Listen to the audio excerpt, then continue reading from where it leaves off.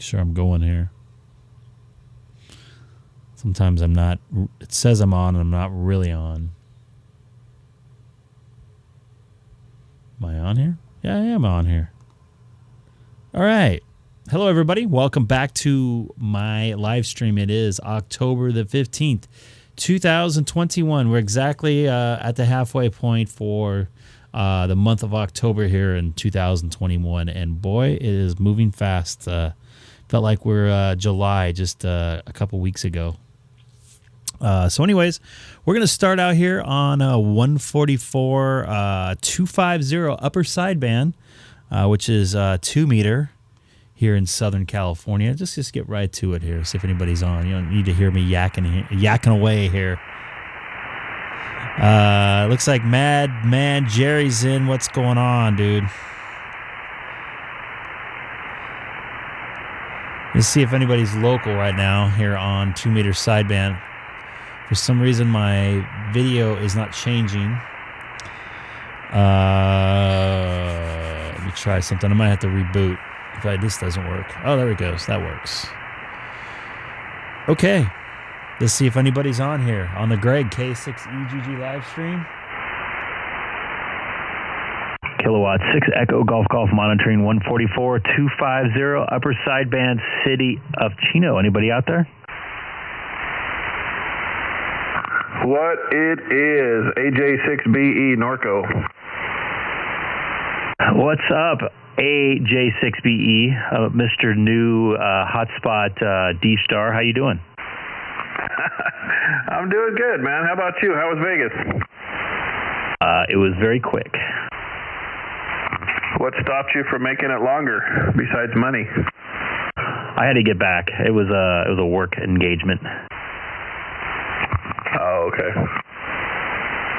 In and out, super fast. They make the best burgers. Yes, they do. Do you like your hotspot? I do. Now that it works. No thanks to me anyway.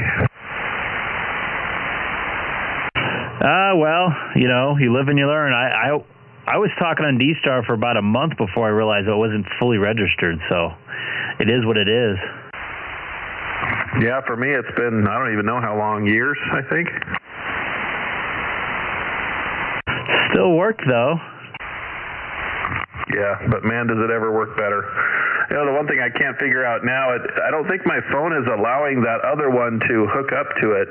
I've got the settings in there correct. I even tried a mobile hotspot that I've got in the car. In fact, I should go get that. But for some reason, that one doesn't want to hook up to a cell phone. It hooks up at home just fine, just not to a cell phone hotspot. And I'm having that same issue myself. So if you figure out something, let me know, because it's kind of annoying. Like, I'll have to get into the Pi-Star mode and re-add it, the hotspot that is, and then it will connect. And as soon as I get into a bad area and I lose good internet connection, it will drop off. Mine won't even hook up in the first place, but it's probably a related issue, I would guess.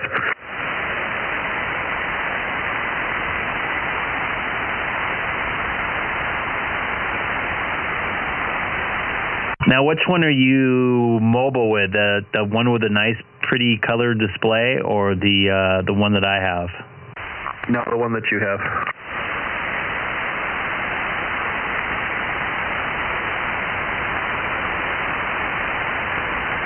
Is there any difference really in functionality between the two, other than the, I guess, the LED's display?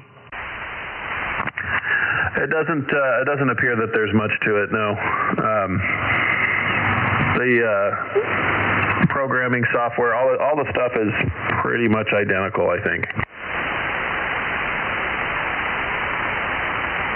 You gonna keep both of them, or just have one for the mobile and one for the base? Yeah, the latter, one for each. Because I figured for $100, if it sits in the car and gets burnt up, I'm not going to care quite as much. This one's perfect for the house, so we'll run with that. Is this Andy? Yes, sir. Hello, Andy. Tell you this morning?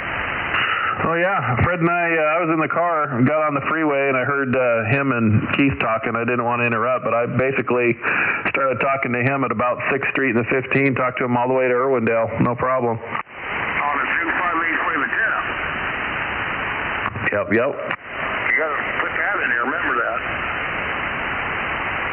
Yep, I got the Larson version of the antenna that they've got. It's working really well. And you drill the hole in your roof. Yep. Yeah, see, Greg don't want to do that. I told you when you drill the hole in that nice Camaro, I'll think about it. Hole in my Camaro. A hole in your Camaro for your antenna. It's called a sunroof, and you stick it through the sunroof, or what? No, in my truck I got one on each side. 2 meters on one side, 440 on the other side. I got it on there, Greg. I don't remember seeing that. I'll have to double check that next time I see you. You're going to be talking all over the place. And now Andy's got an antenna he put on there. Now Andy become a believer.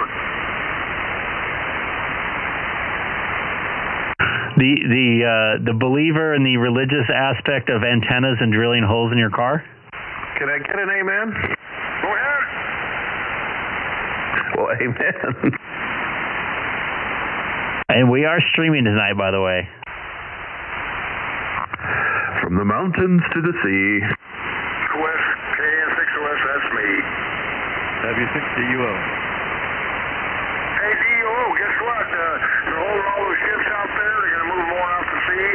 That's going to cost them about $15,000 to $20,000 per ship to move it out there. So that means you're probably going to have a price increase on your walkie-talkie. Yeah, $1,000 HT, that's not bad. Right. That's why they don't want to give you a price. They want to be locked in. Greg, you copy over there? I do. Good evening, DUO. How you doing? Hey, everyone, how's everybody doing? I'm doing excellent. Thank you for letting me know about that hotspot. I do love it. I've made a bunch of new contacts out there. I was talking New Zealand, everywhere, all over the place. It works, you know, and you don't have too much tied up in it. Exactly, and I think that's kind of what Andy was saying as well. You know, he got the same one I have for mobile, and you know, I wouldn't say it's disposable, but it's pretty close to it.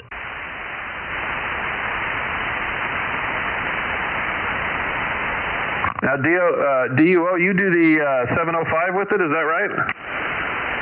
Yeah, the 705, right. Yeah, that's a slick setup.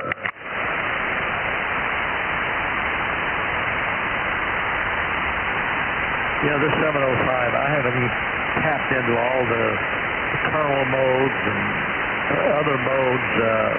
I got a lot to learn, that's for sure. Can't you do some of those functions direct with the 705? You don't even need the hotspot, do you? That's right. You can treat it as a hotspot some way. It can be done, and it's in the book. Yeah, that's great.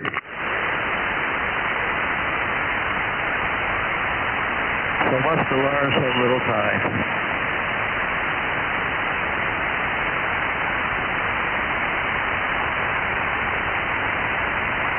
And Andy, when you guys were chatting with Fred, were you guys on like sideband or 5.2? Yeah, sideband. We were right here. But man, no problem. All the way there. It was great. And have I talked to you since when I went up the hill? I know we were talking when I was on the way up there, right? Yeah, that's the last time. I almost got stuck up there because it was like 60 mile an hour winds with blowing dust. Oh man, when you got to the top of the hill or what? No, it was fine till I got right into Victorville, and then it was all hell broke loose out there. Wow, sandblasted the car? Yeah, I sat in my car for about 2 hours before I left. Not good. And it was like foggy and like sand. It was really strange. It was like gust of cold wind and then pelted with sand.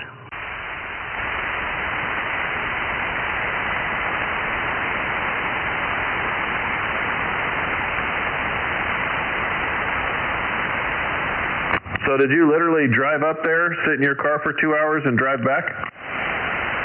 Pretty much. I did get a couple pictures in before it got really bad, but I had some snacks in the car and had some water, and I just kind of hung out and played on the radio, I guess. Yuck.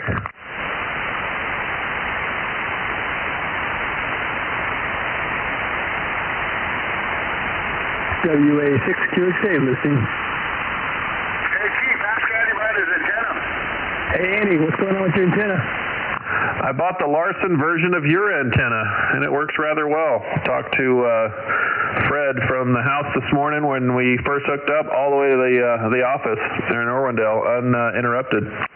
Now, I could hear you. It was a very light copy, but I was able to make you out. I had just pulled into the parking lot at work, or I would have hung out for a little bit. But yeah, where were you at that point in time? I was just leaving. I was probably still in Norco. I think I listened to you guys talking almost to the 60 freeway on the 15 here. Next time that happens, butt in so we can be a part of the conversation. Yeah, I couldn't hear you well enough to probably carry a conversation, so I was just trying to let you guys finish it up. But as soon as you got, man, I mean, when you pulled into your work, you dropped off like nothing. I couldn't hear you at all anymore. But I heard you fine all the way up until then. Yeah, what happens is when I park in this lot that's behind all these tall buildings. I think it kind of screws up my signal, you know? Yeah, you totally disappeared. I mean, I heard nothing at that point. Yeah, but I was hanging out for a minute or two, and I could hear you and Fred. Like I said, it was a light copy, but I could make you out because I didn't have the engine on and no noise, so I could really hear you. So that's pretty impressive. Very cool. I can't wait to get the amplifier hooked up. That's the next project. But I got to figure out if I'm going to punch a second hole or not. And that's going to determine how I hook it up. I forgot what you have for linear. A Mirage 160, I think. Oh, Greg's old one, right? Yes, sir. That's right. Well, it's good to hear you, Andy. I haven't talked to you for a while. I'll step aside. Well, it sounds like we got the band back. Road trip.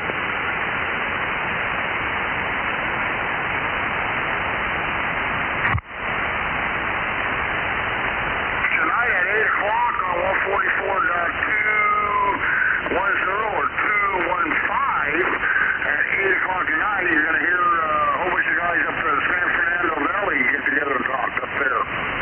What frequency? 215 or 210. Oh, okay. At 8 o'clock tonight. They come Mondays and Fridays.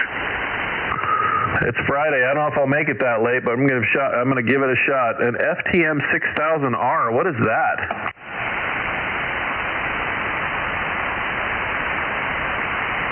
Is that what you ended up getting, Fred? A what? 6,000? Who said that? Andy was just asking. Asking who? I'm on, what is this? An Yaesu FTM 6000R, 50 watt, 2 meter, 440, dual band FM mobile. Is that an old number? Where are you getting these numbers from? It's on their website. FTM 6000R, introducing Yaesu's FTM 600 dual band, UHF mobile. Can be used as a base transceiver. Must be something new coming out. It's not here yet, but I've never heard of a 6000R. That's probably why. But what is it? You got 2 meters in a side band? I don't know. 2 meter, 440. Let me read a little bit.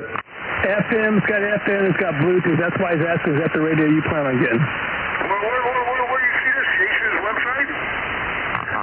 I'm actually on Ham Radio Outlet's website. Or something like that, and there was a commercial, a whole page on it. Is Yaesu? Roger. Oh, I know nothing about this. What band? What's the cover? It's dual band, FM. I don't think it has DStar, but it does have Bluetooth. Sideband? Don't think so. FM. Oh, what good is it then? Not for me. Not good at all. It doesn't even have fusion, I don't think. I don't think it does either. It's about $300 and something bucks. It's cheap. What is it good for? Nothing for me. Analog repeater, maybe.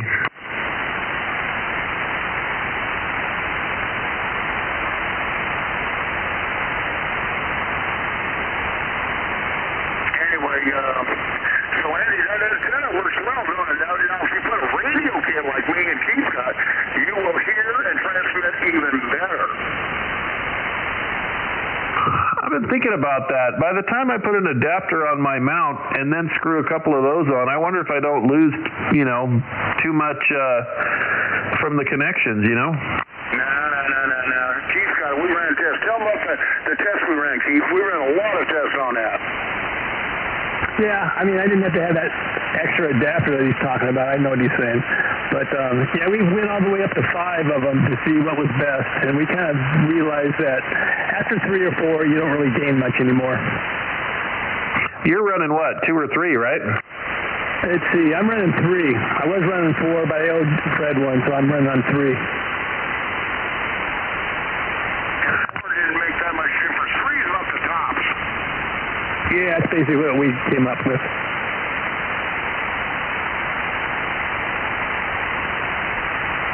But they do work, and they're hard to get. A lot of people fell out on them. Yeah, they're a little tough to find. W6TON wants one, too.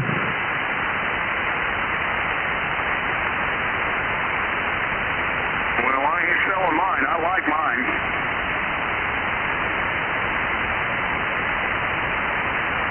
Yeah, you're on that antenna with that radio kit on top. I'll tell you, you'll be walking and talking the dog. Broadcasting live across America. So, Andy, you're also using the 7100, am I correct? Yes, sir. You liking it in the car? Yeah, I still haven't done much programming on it, but I hate the head. The control head is terrible.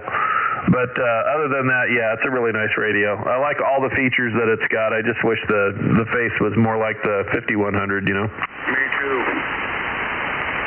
I know. It bothers a lot of people. It doesn't bother me at all. I think it's great on a desk, and how I have it with my little coffee holder thing, it's fine. Yeah, it's perfect for that. It just sucks in the car.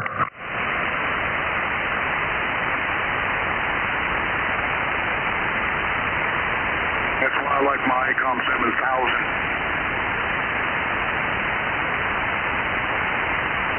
It looks like a real ham radio. The 7000, is that removable face control head? Yep, removable face control head. It does everything yours does, but it don't have DStar. Oh, well, that's not good. Yeah, it does everything but DStar. Shoot your sight, man, 146 meters and all that. Everything but DStar. That's a pretty big butt anymore, though. That's a little butt. No capital letters on it. Hey, Fred, you ever talk on Reflector 30? Yep. It's a very busy reflector. I talked to a ton of people out there. It was really fun. Yep. We got to get Keith's DStar up and running here. Yeah, I'm trying to get him and Ron talk DStar there on HF. Oh, you know what? Speaking of which, I talked to somebody in Canada. Do you have a radio to do HF DStar? No, I don't. But Ron does and Keith does. I have a DStar HF. Yep. Which one? Your Icom, that Icom radio you got. What is it? The Icom 7100. Oh, that 7100 that has DStar that you don't have? Right, you got DStar in that thing. I forgot about that. Yeah. So here's the deal. You guys there? Tell ya. Yeah. 7100 over the 7000, huh? Right. Well, if Don and Keith want to try it out, VA6QAS, Amir is looking to make an HF contact through DStar on the West Coast. So if you're interested, go to his QRZ page, tell him I sent you, Tell him you know me. I've talked to him many a times. He's actually helped me out with some DStar stuff. I think DUO was on that night. It's VA6QAS, his call sign. Give him an email. He would love to make contact with you guys. The guy from Canada that used to live in Laverne? Yes. He and I have emailed each other a couple times. I said, I forgot that I had DStar because he was hitting me up about it. I said, but I'd be happy to try to talk to you on sideband HF someday. Yeah, hit him up. He's a good dude. Emailed each other back and forth a couple times. He is a good dude.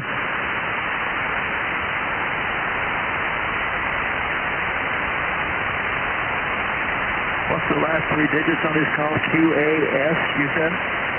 Quebec Alpha Sierra, correct.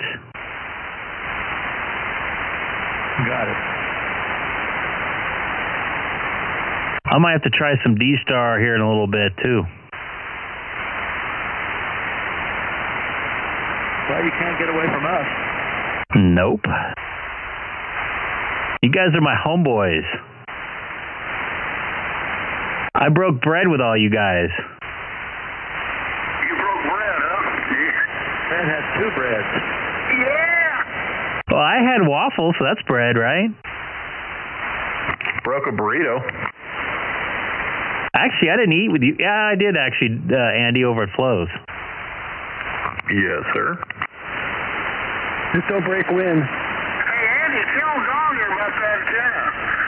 I just did, Keith. I did too, Greg. Hey, Don, Andy's running that same antenna I'm running. Hey, anybody new to the channel, don't forget to hit that subscribe button. I come on to 2 or 3 times a week, depending on my work and personal It schedule. really gets it done. Right now, I'm on it's 2-meter sideband, 144.250. Get her done. Locally here, just 40 miles east of Los Angeles. So anybody that been watching me on DStar, this is where I'm at right now. I'll probably Sort of. jump on You know, a I do lot of stuff reflector in the here in a field little as bit. well, but this week I drove, This think, is just Greg, about every day in there. K6EGG. Fun. The traffic is so much worse than it was before COVID. It's unbelievable. Okay, yeah. I get on the freeway like about 2 o'clock from Costa Mesa to drive back home. It's stop and go every single day. Yeah, it really sucks. I take side streets to Anaheim every day now. It takes me 45 minutes just to get to the 7160 interchange anymore. That's crazy.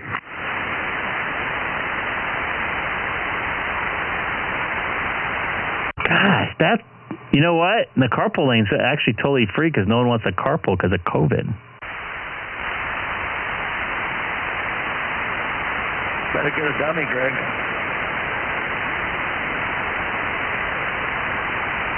He doesn't need one. He's got the sticker. That's right. He's got an electric car. And then there's already a dummy in the car, too. Usually with a mic in his hand, right? I think I've seen him. Hey, Chief, Roger. I ran one of my friends the other day. You don't know this guy, but anyway, his brother is a pilot, and he bought a helicopter. He's got a helicopter now, and he lives over here in Cerritos, and he works there in Newport. So Sorry, I'm trying to you can ride with him in a get this helicopter, working, and he the can, camera in there, drop right? you off over there by your place. Yeah, I get to work about in 5 minutes. That'd be great. Yeah, you got a parachute now because he doesn't have no time to land. You can jump out of there and pull your chute, and then he can fly back to Newport. That's where he works at. Well, that sounds like fun. It is fun. Would you do it? Why? The jumping out part. You get to work quick. You can carry your HT with you. Yeah. Yeah. Make contact as you're coming down. Would that be some sort of POTA activation? Pre-splatter activation?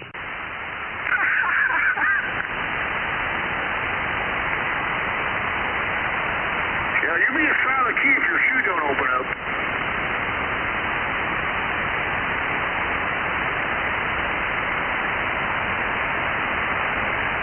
Yeah, it's just a thought.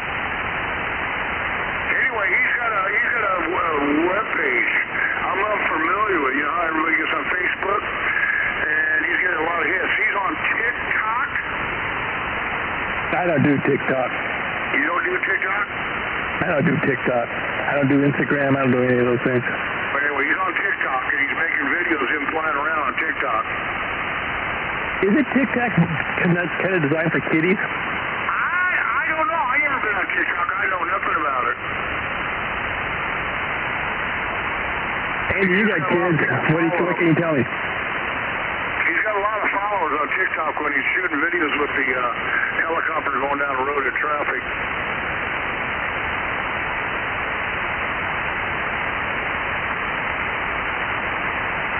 He owns a body shop in Newport.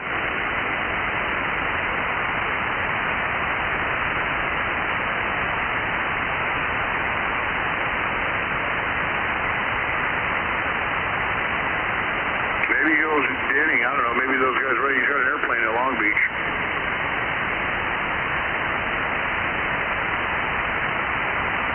How much does a helicopter cost these days, Fred? Okay, a cheap one, a cheap two-seater R-22 Robertson, made to order doors. They go for about $300,000. That's a cheap one.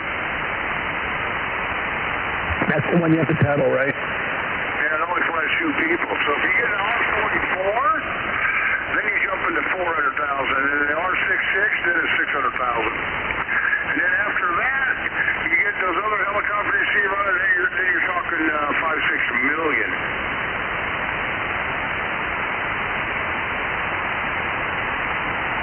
Wow. Yeah. That's why Sirius flies around that 8-meter. But you ever see that sheriff helicopter, that green one flies around? That's a $6 million copter. I rode in that green one. You did? Why, they arrested you? No, I put in so many hours as a volunteer, they gave us a free ride in the helicopter. Oh, okay. That's quite a machine, huh? Powerful. Oh, yeah, expensive. Money. Do you know a helicopter, every hour that they fly that thing is 1 hour of maintenance? So if they fly it 8 hours a day, 8 hours of maintenance a day. Well, they fly from 2 in the afternoon till 10 or 11 o'clock at night. They have to put it in the shop after that, right? Right. That's why they got 2.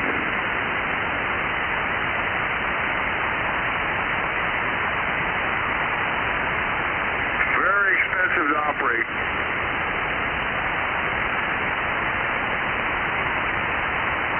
Of course, your HG coming in from Icom, that's going to be expensive now, too, but holding all the ships up. So that's going to be interesting what that walkie-talkie goes for.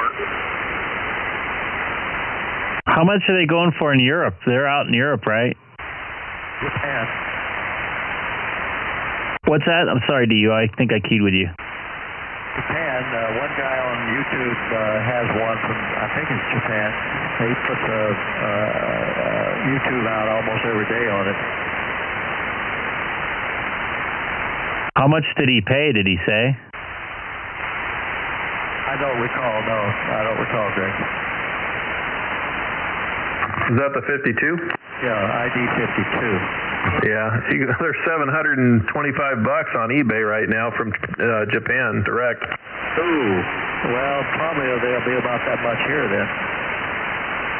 I hope not. I'm hoping they're about $450 like everything else seems to be right now. I hope.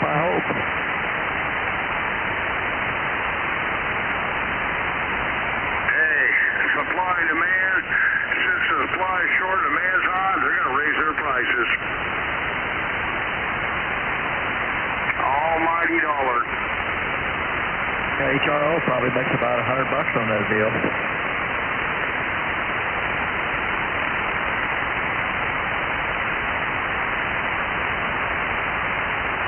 That's going to be interesting. I like that radio too, like the Ellen, but boy, I'm just waiting to see what it's going to cost.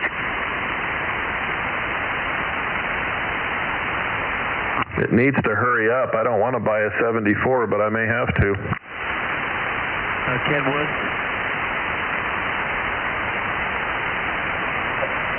74? I don't think they make those anymore. They don't make them no more, no. And if you find one, they're $1,000 used. 74. Ford. 74, that tri-bander. 220. Ron's got one. Just make it. Good evening, K6.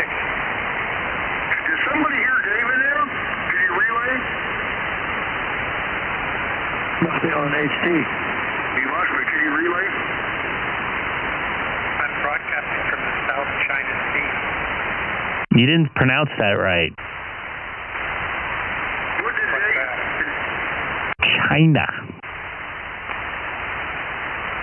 I can see from the sea.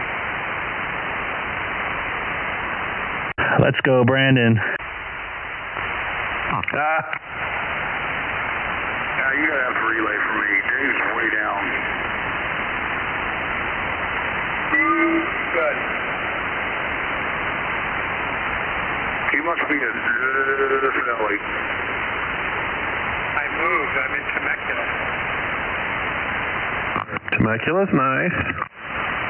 Yeah, it's a good place.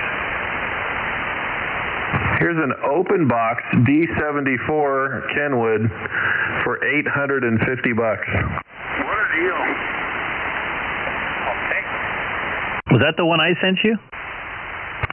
I don't know. Maybe. That radio didn't hang around very long. Everyone said they were great radios, but man, if you dropped them, they were done. They could not take a drop of any kind. Very, very, very sensitive to any, beating around. Really? Yep. Ron's got one. He loves his. He must have the soft touch. He's got a big belly cushion. Was it the D74? Yeah, THD 74. Got 2 meters, 220, and 440. DStar. DStar?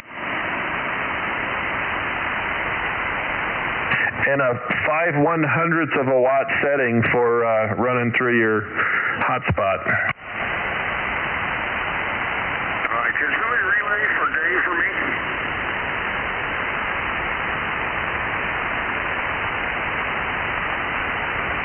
I wish they'd put up a beam.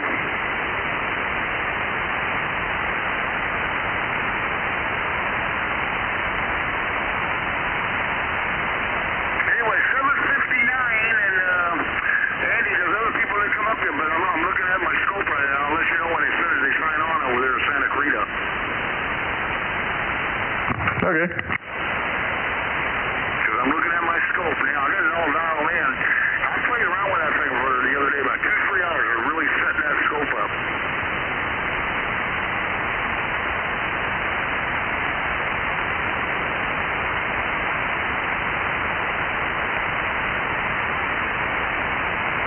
I'm going to switch my other radio over to it. Well, they're not there yet.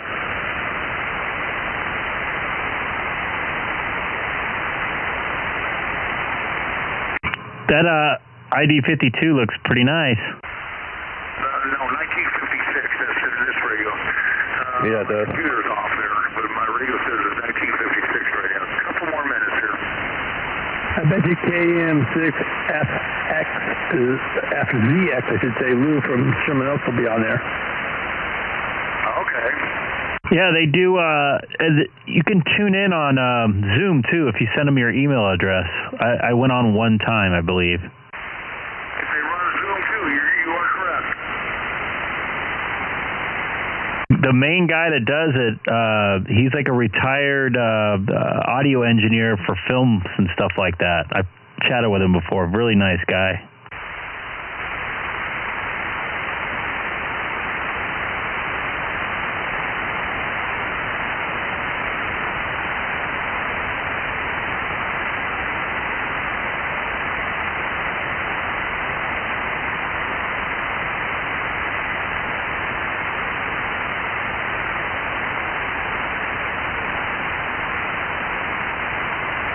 I'm still finding these new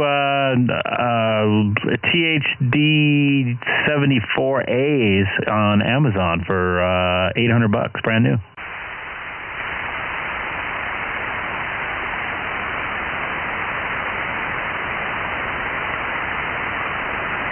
Brand new? Yep.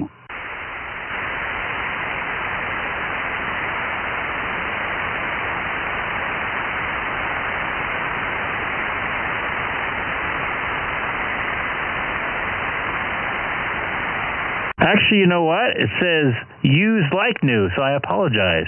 I just saw that right now. Oh, so close.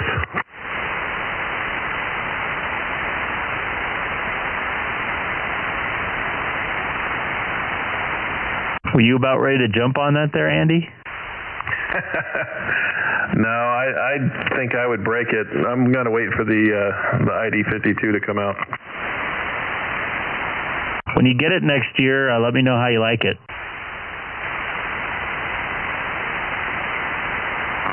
Unless I get a screaming deal on a 51, right?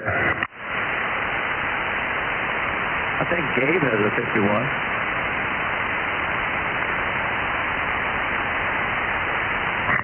They're pretty good radios. I haven't met anyone upset with the 51 yet. I got 2 of them.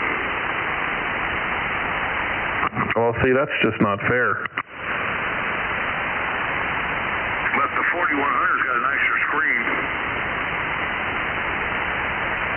No, I'm talking the HT, the ID51A. Oh, okay, I'm talking mobile.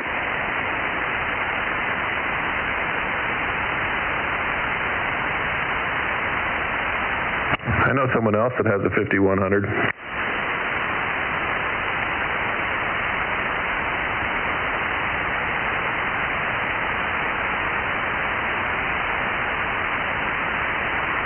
$5,100?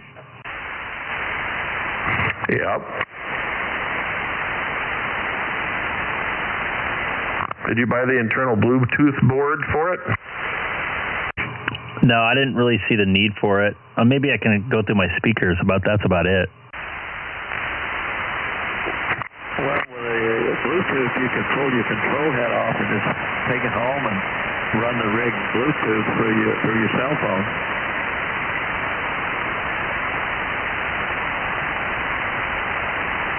I kind of like having the head on there. I like to see the display and stuff.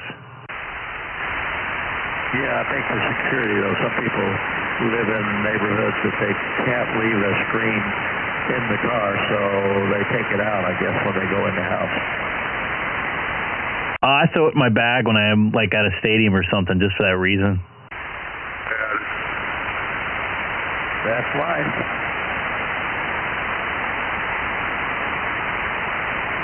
Anybody new what? I'll pull my 7100 out of my car. Anybody new to this live stream tonight? Man, I'm losing it already. I'm already getting tired. Don't forget to hit that subscribe button down below. I come on about 2 or 3 days a week, or nights a week. Sometimes they're in a day. Man, Reflector 30 is just cranking. Always. Yeah, I got a bunch of new subs from that Reflector the last couple days. I got like within 2 days, I had like 20 new subscribers. Anybody got a hotspot from HRO? Yeah, I just bought one last week or the week before. Last week, I think. You like it? I do now. Yeah, I guess I had a DStar registration problem, but that had nothing to do with the hotspot. The hotspot seems to work really well. Which way? You get the deluxe model? Yeah, they only had one. It's, let's see what the box says. Zoom Spot RPI Elite 3.5 inch. You really like it? Does it run on its own batteries or UPS plug in or charge it up or what? It comes with a little power adapter. You got to keep it plugged into something, but you can, plug it into any USB that can do, I think, 2.1 amps or something like that. Oh, it's going to be plugged in the whole time? Yep, the only battery one that I know of is that a Shark RF3 or whatever. Okay, so you plug it in the whole time. Okay, you bought that from HRO. How much that thing cost? I think it was $250. How much? 250. 250. Is it easy to program? I thought it was pretty simple, yeah. It gives you instructions how to do it, huh? Yep, I'm not the sharpest tool in the shed, and I got it figured out. Okay, but you need your computer to do it, right? You can do it through your cell phone or a tablet. Okay. It's probably easiest with a laptop or something with Wi-Fi to it. Okay, once you get it all programmed in, when you go to reflector 30, do you got to make that device go to reflector 30, or do you go to reflector 30 in your radio? Everything's in your radio. Once you get the thing set up from your hotspot, you can go to any reflector you want. Oh, then from then on, then everything's done through the radio. You just leave that alone, right? Yes, exactly. Okay.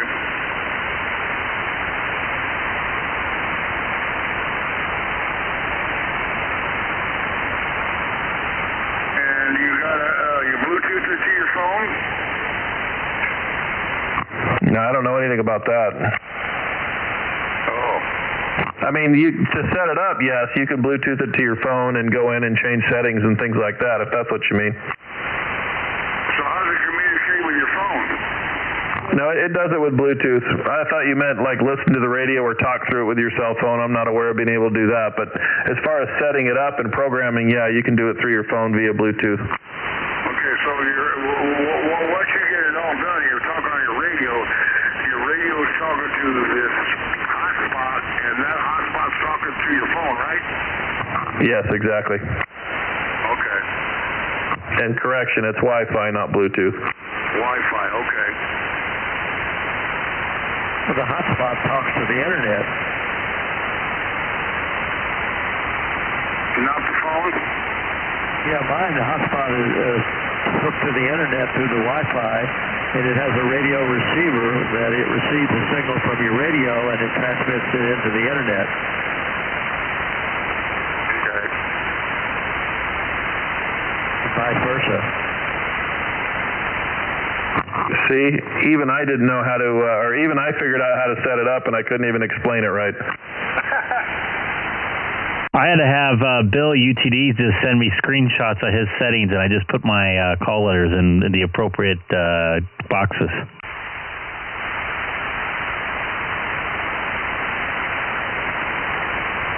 And it was off by a space on one of my settings as well.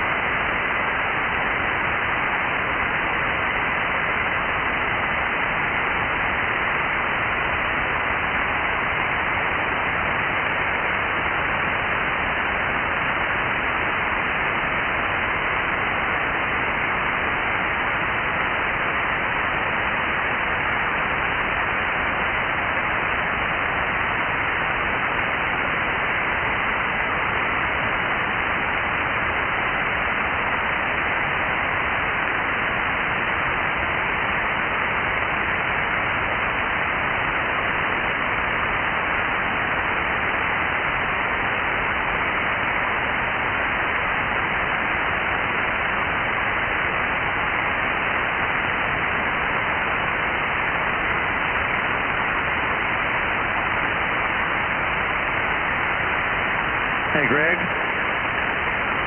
Yes, go ahead. Another 5100, you know that? One quick second.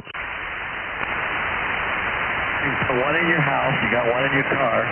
Like I have my 5100 here, and I can turn over to the reflector on my 5100, and you can tell what's going on the reflector while you're also streaming the 250. Hey, Don, I'll be right back. I got to put my daughter to bed. I'm sorry. K6EGG.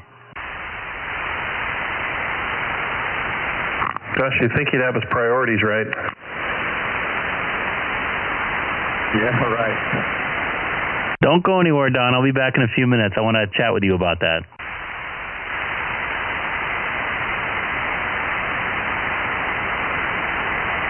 Hey, Don, they're on frequency now. I heard heard you sputtering up there. Yeah, go ahead and make contact up there in Santa Maria.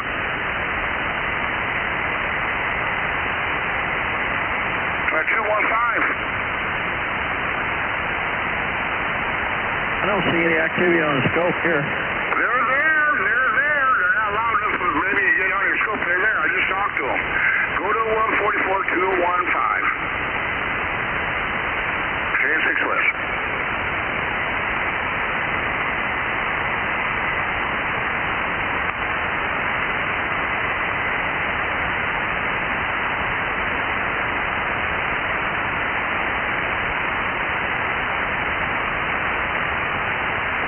Out here tonight, W6WWD. Hey, Ward, how you doing, buddy? Well, Don, how you doing? Doing good. Good to hear you. Good to hear you as well. How things?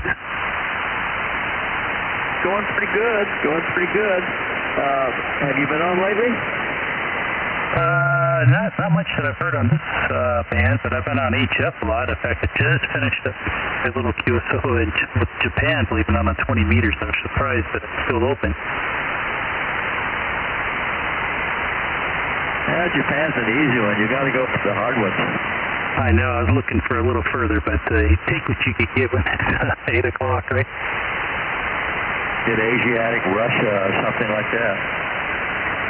Absolutely. So what's going on out here? Who's telling the big long stories? Ed's over there on 215 trying to get that San Fernando Valley group, and Greg went to put the daughter to bed. Rob's here, I think. Keith is here, so almost the whole gang is here. Wow. That's my lucky night. Yeah, I hope everybody's doing well.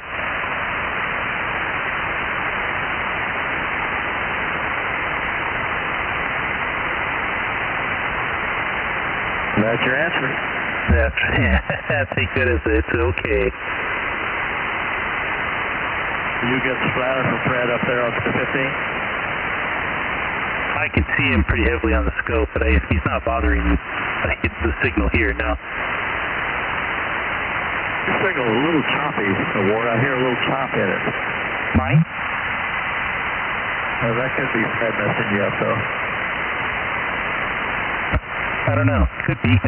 Shouldn't be, but could be him splattering 40 or 35 KCs.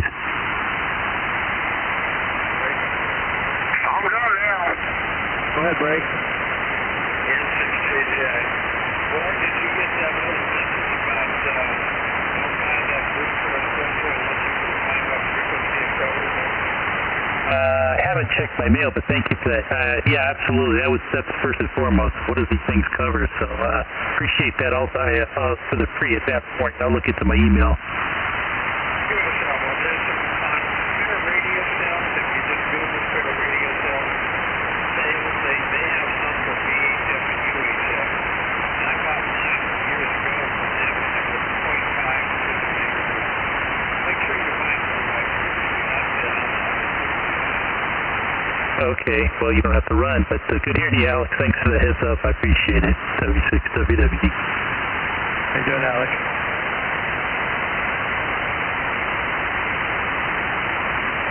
There's your answer. I'm back. How's it going, Ward? Keith here, WA6QJ. Howdy, Keith. How you doing? Good. TGIF, man. Absolutely. Got one more day of heat, then it's going to cool back down. I know it. We could certainly use a little fall weather, huh? I'm ready for it. It's coming next week.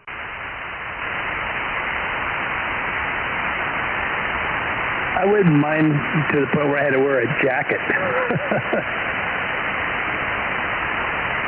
Be patient. I might get to wear a jacket like 3 times this next year.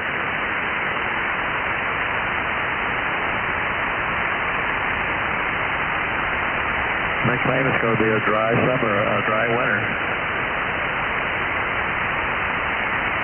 If we get some rain.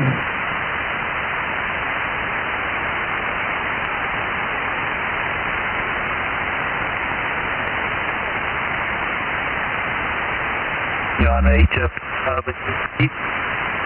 You're cutting out a little bit. Say again. Have you been on HF lately? I was on a little bit today. What was it, yesterday or 2 days ago we talked? Yeah, Roger. Yeah, a good deal. Yeah, and maybe it's a couple of contacts. Some guy was doing POTA action up in Canada. I spoke to him and one or two others. Somebody was doing POTA action both in Chica. I thought he was like way far away because he wasn't very strong. And he was supposed to Chica. I heard him today. I didn't talk to him, but I did hear him too. I thought that caught my ear. I was like, what? Okay, I know what you're saying. It's funny it was so close. Yeah, it wasn't 20, it was 40 meters. You'd think he'd been louder. He was on 20 when I heard him, so I was really surprised. Okay, I could be wrong. I thought it was 40. I could be wrong. No, I don't know. He could have been going from band to band, but very cool. Well, good deal.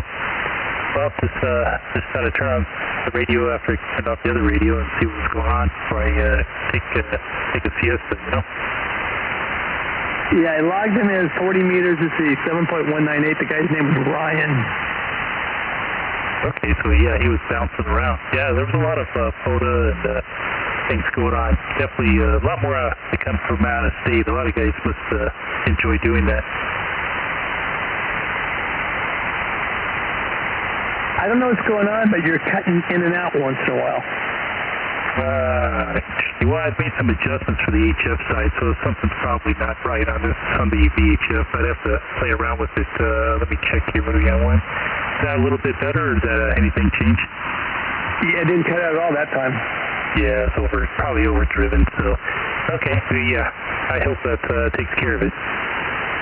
Yep, sound okay. Thank you for that. Good to hear.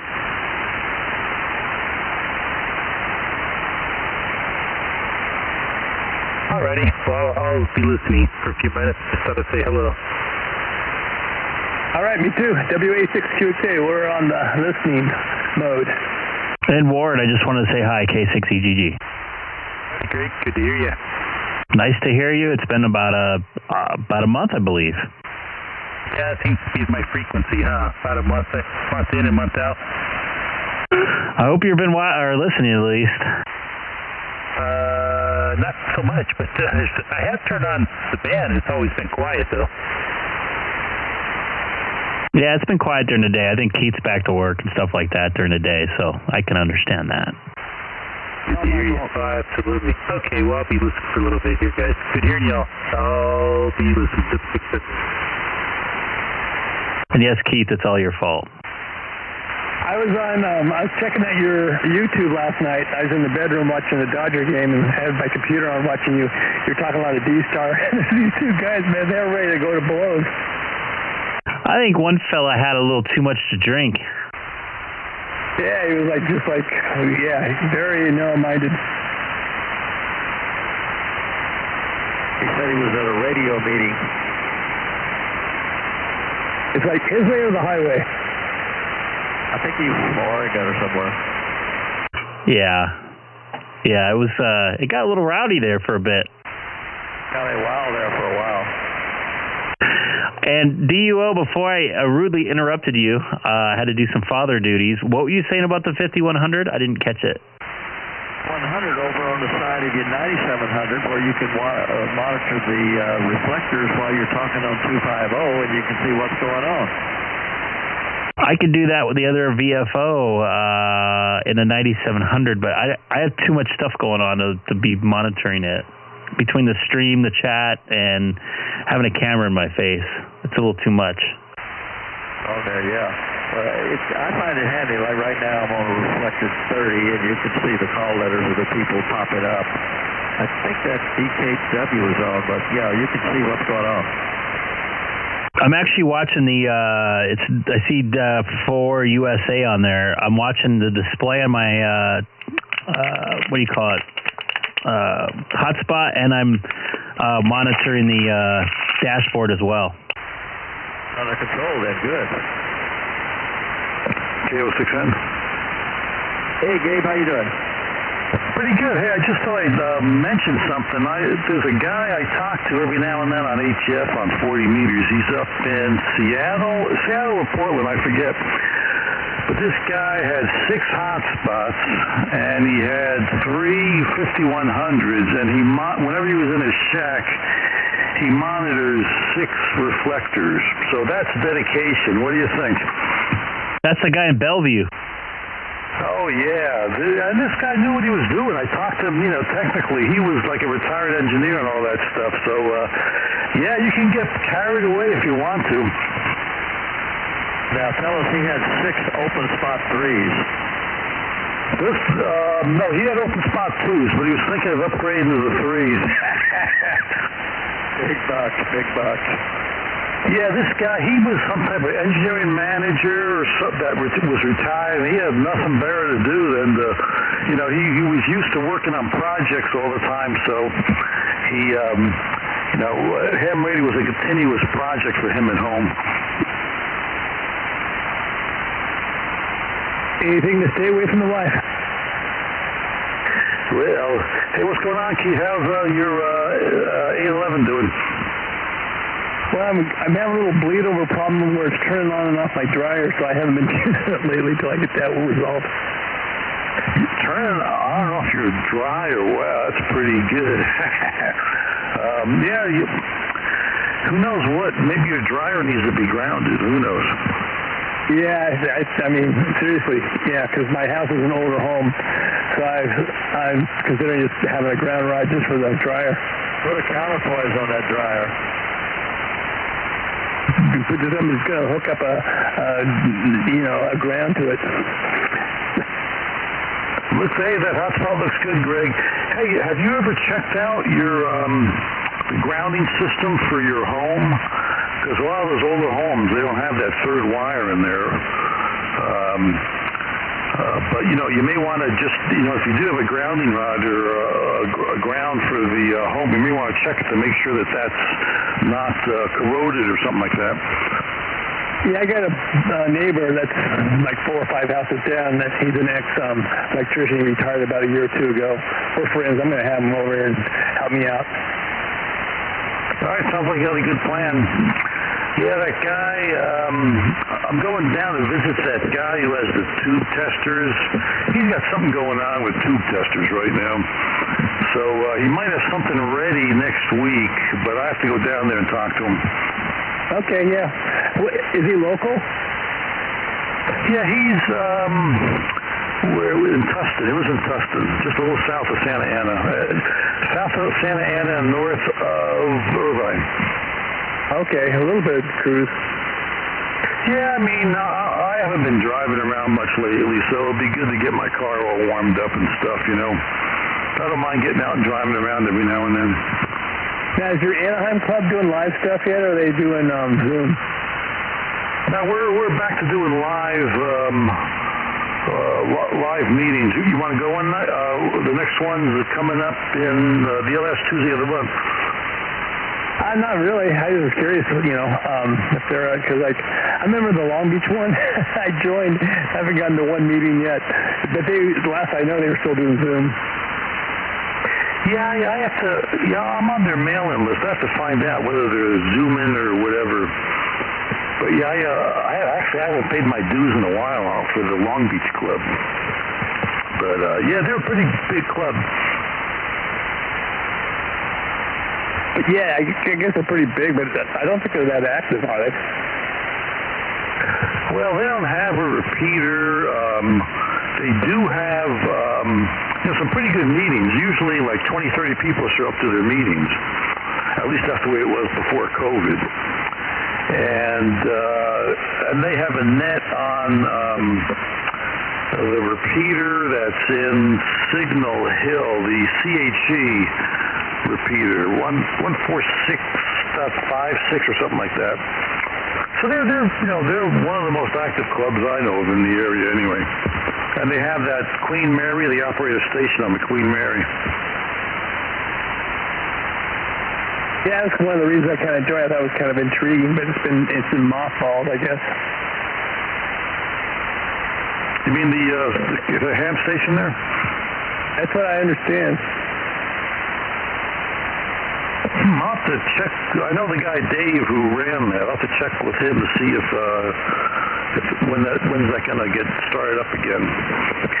But yeah, you know, Field Day was based on what was it? In 1933, there was an earthquake, and that ham radio club that was there at the time, you know, set up an emergency communication center. That's what Field Day was based on.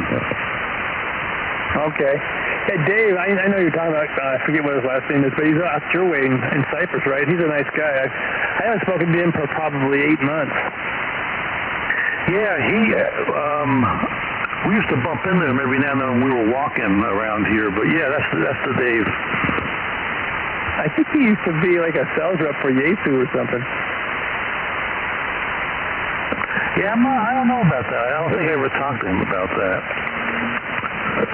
But anyway, so you're getting ready for the CQ Worldwide DX contest at the end of the month? Oh yeah. I'll make a few contacts. I won't be contested, but I'll give some people some points. Oh yeah, same here. I'm gonna, you know, be trying to get some new countries. Trying to work down my. I got what, 12 more or 11 more, whatever it is now, and 20 meters. I'll be trying to work that one out. Should work. I mean, a couple of new countries every now and then. You know, slow and steady, steady and slow. That's the way you always go. Something like that, right? I think so.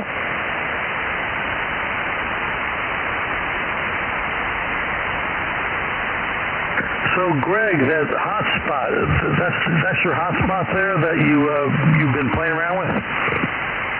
Yes, it's the one that Don suggested, and I really like it. In fact, I liked it so much, I bought a second one for my car.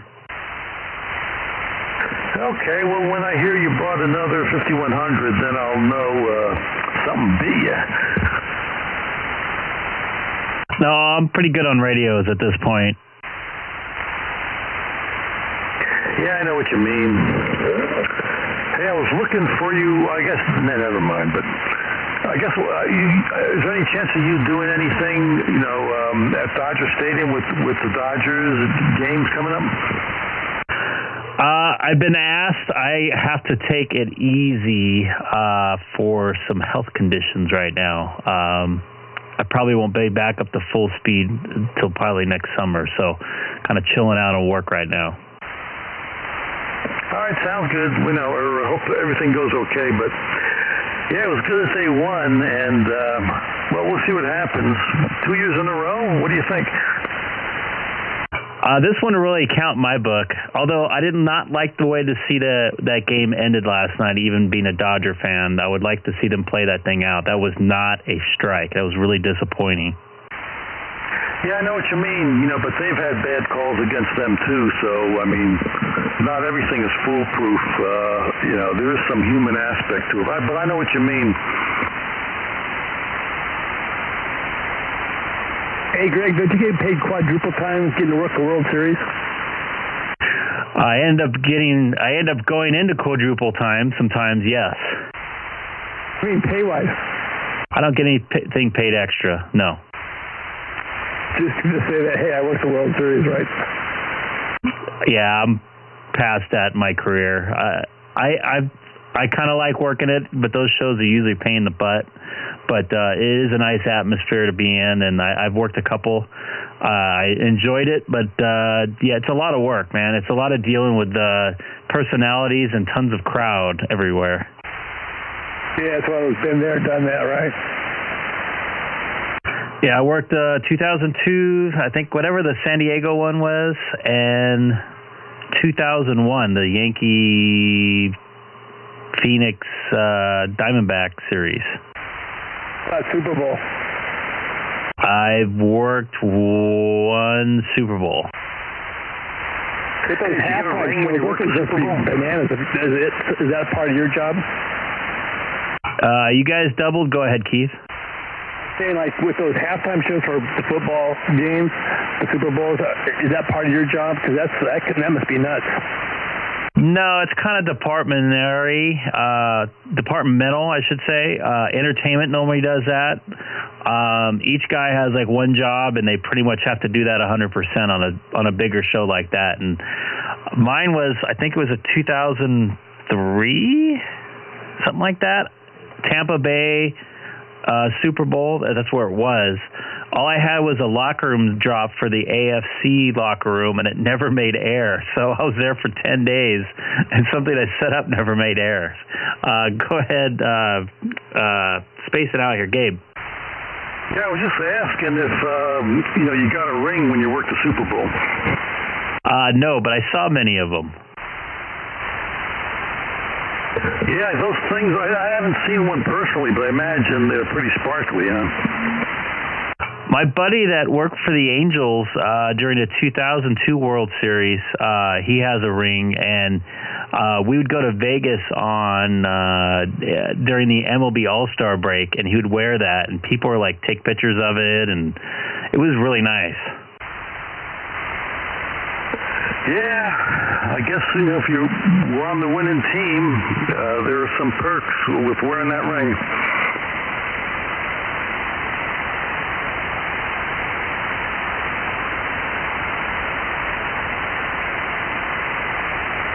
Yeah, generally, I mean, you can make a lot of money working those bigger shows just because the amount of days you're working and the overtime, but as far as your like hourly rate, it's not much different than working an Angel regular season game. So, I mean, there is an incentive because you're making the overtime, but for the most part, it's nothing different. It's the same gear setting up, but just more people watching. I imagine the pressure is greater too, also.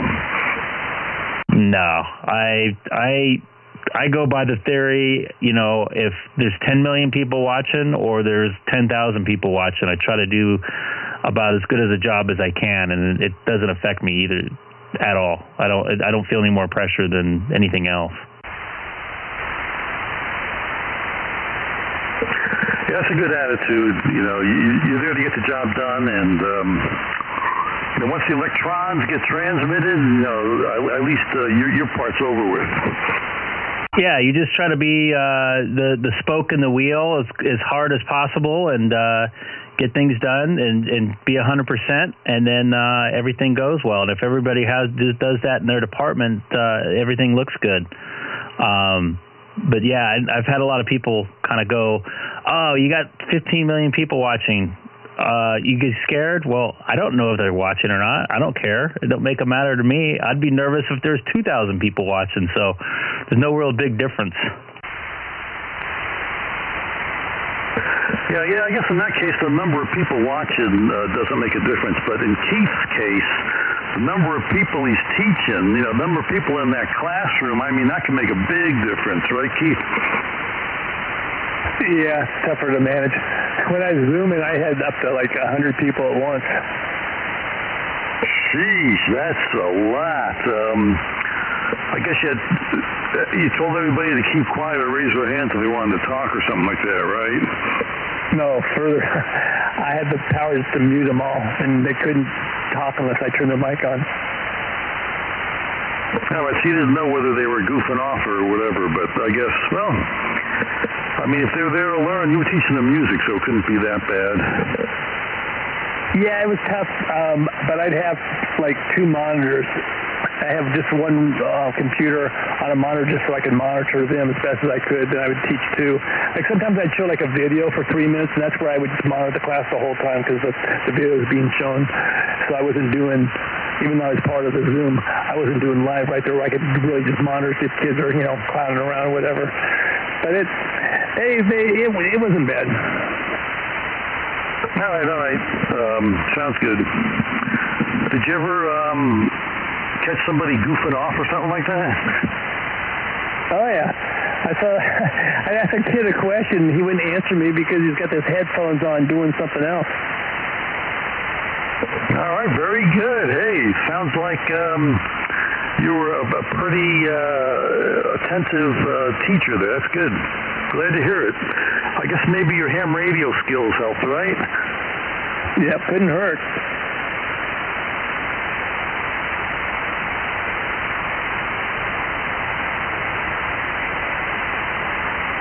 I gotta admit, I'm glad I'm not Zooming anymore. It is a little bit of a pain in the neck.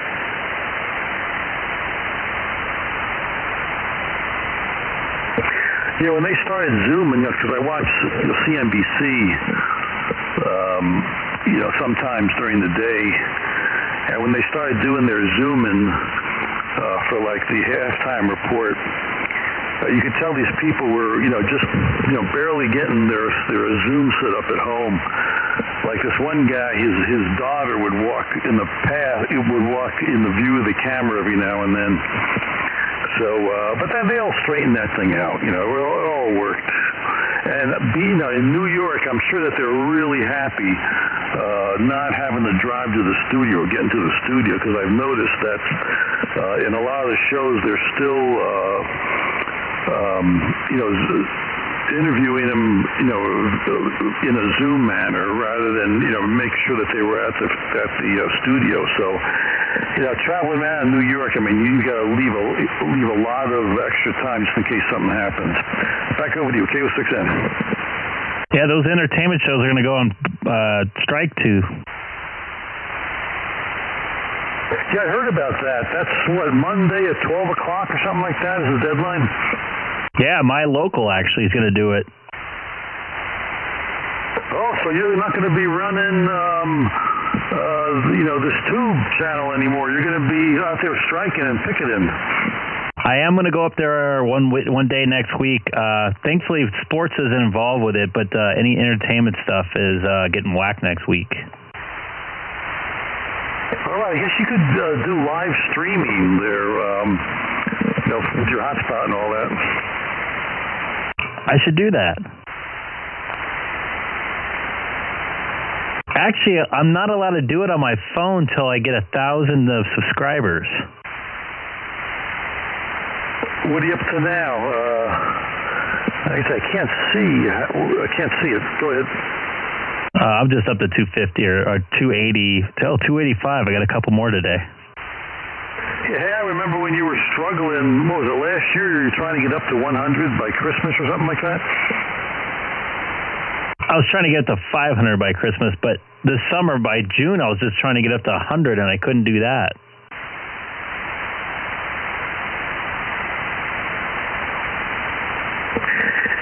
Oh, well, gosh, maybe if you had your own reflector and you could just because if you had your own reflector, you could actually have people all over the world check in rather than having to be just local on sideband. But I guess you're doing that to some extent when you're on 70 Charlie or 12 Alpha.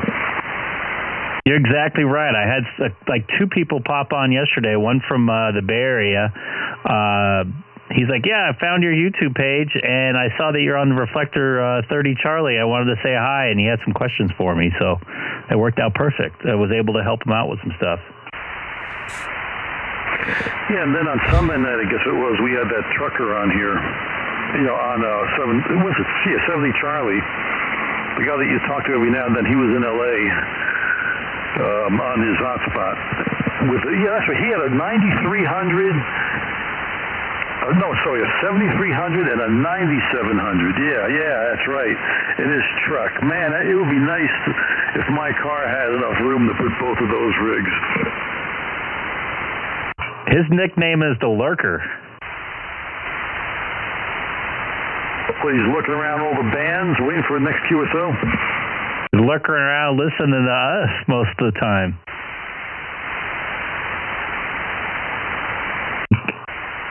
Curtis is the sandbagger.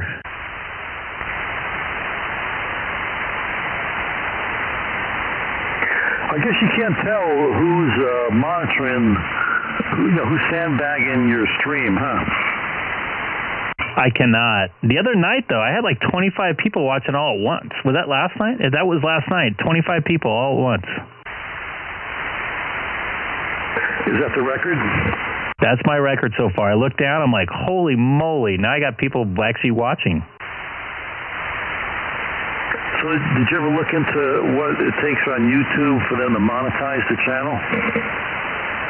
Oh, I'm far away from that. I'm actually going to keep that turned off. I don't want to have ads pop up on my thing.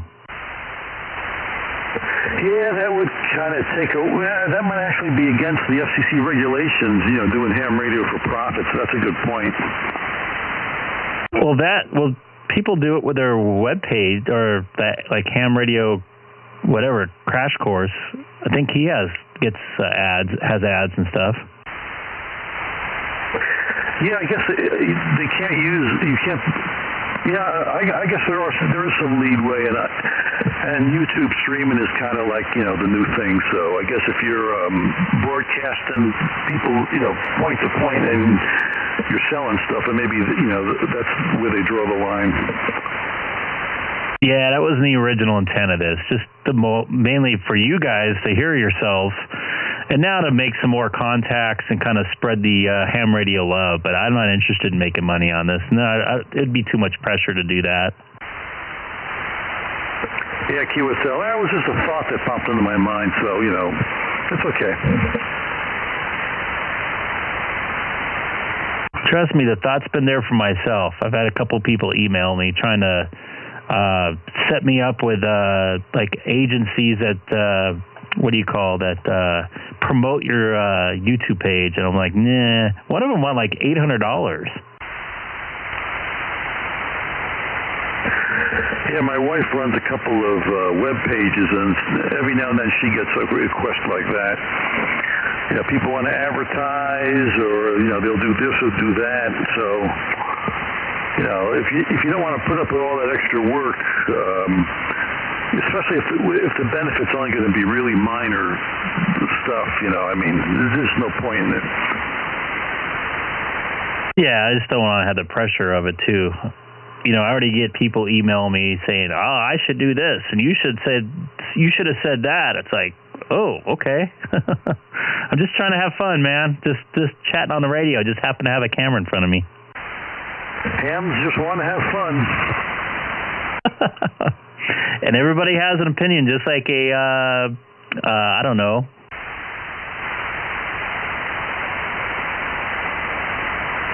A belly button?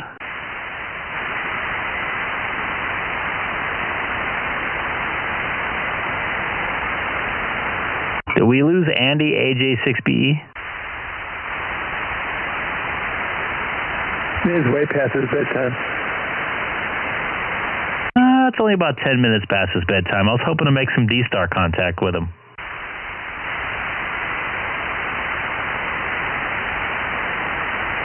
It's like KA4USA is on reflector 30 right now on a 5100.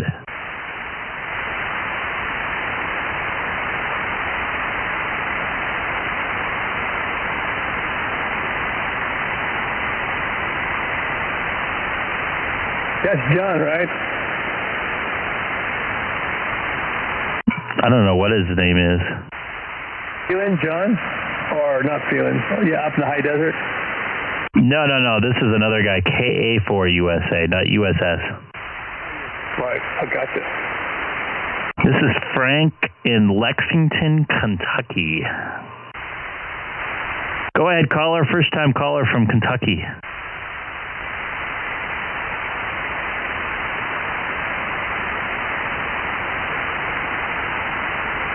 Yeah, with all the drama yesterday, you got a lot of looky-loos. Yeah, man, they were going at it pretty good. I was just like, okay, we're just talking, that's what I don't like. The one guy was pretty chill. He was giving his ideas and everything, but he said, yeah, whatever, whatever floats your boat. Not trying to cause any problems or whatever. But that one guy was pretty adamant. Yeah, he actually dropped me an email. He seemed a little embarrassed by it. I'm like, dude, it's not you, Yeah,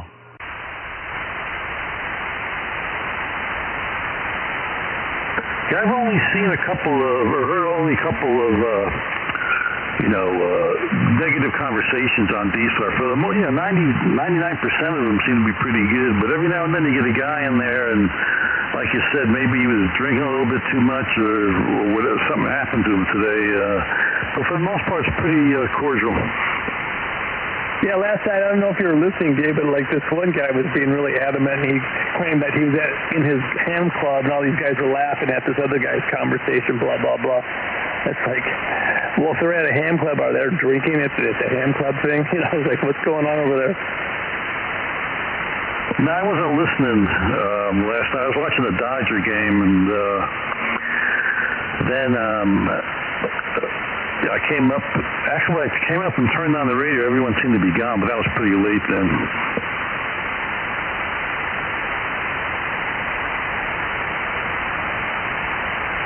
Gabe, the other night I actually linked the Keller 2-meter repeater to reflector 30. That was kind of fun. So I know that we've talked to the guy who owns that thing. So he's good with that. He's totally cool with it. In fact, he had insisted upon it almost. That's good. That's excellent. Yeah, you ought to sometime link it to 14 Charlie and see if you can raise me. We could do it repeater to repeater, but whatever. I mean, it doesn't matter. But that's good. That'll help with some of your streaming at some point in time. That's good. Do it right now if you want. I'm good with it. I mean, we could try it. All I gotta do is just flip a few buttons over here. And Keith, you got your DStar running, don't you? No. I thought you were on the Keller repeater that one night. I was able to get on it, but I don't know where my notebook is that had all that information, and I don't really feel like hassle with it. But go for it, man. No big deal. Well, if you link, if you go to Keller, I can switch over the Cypress machine. You still have that information loaded into your radio, Keith? Well, I wouldn't use the 7100 in my shack. I would use the 9700. I don't have any of that stuff programmed. Okay, gotcha. Go ahead. No. Quits tonight anyway. Oh, I thought you had it in your 9700. I'm sorry. I don't have anything, as far as I know. I haven't loaded anything up as far as programming anything. And Gabe, I have a question for you. I'm looking on my hotspot, and I see the guy's call letters, and I see the dash, and I see the radio name. How do I do that? Okay, on the 9700, let me just push a few buttons. I'll be right back. He's probably going to look and see how you do that.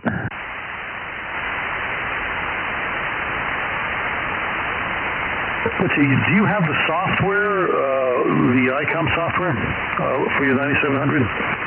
I do.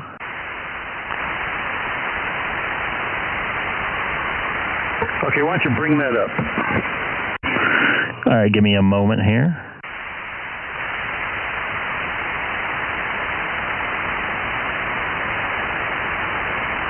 The only way to do it is through software? You can fat finger it in. If you want to do it that way, I'll have to back off for about a minute or so. It's easy to do with the software. I've actually gotten fairly good with programming stuff manually now.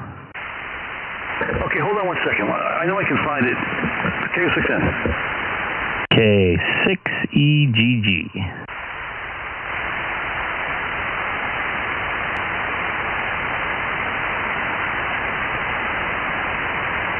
And hello, everybody watching on the stream tonight. We'll be going over to DStar probably here in a little bit, maybe 15, 20 minutes. Would love to chat with you. Okay, so here are the keystrokes. You hit menu, and then you go to set, and then you go to my station, and then you go to my call sign. And you click on that, and you're able to put in your call sign, and then after the stroke, you put in the number of your radio.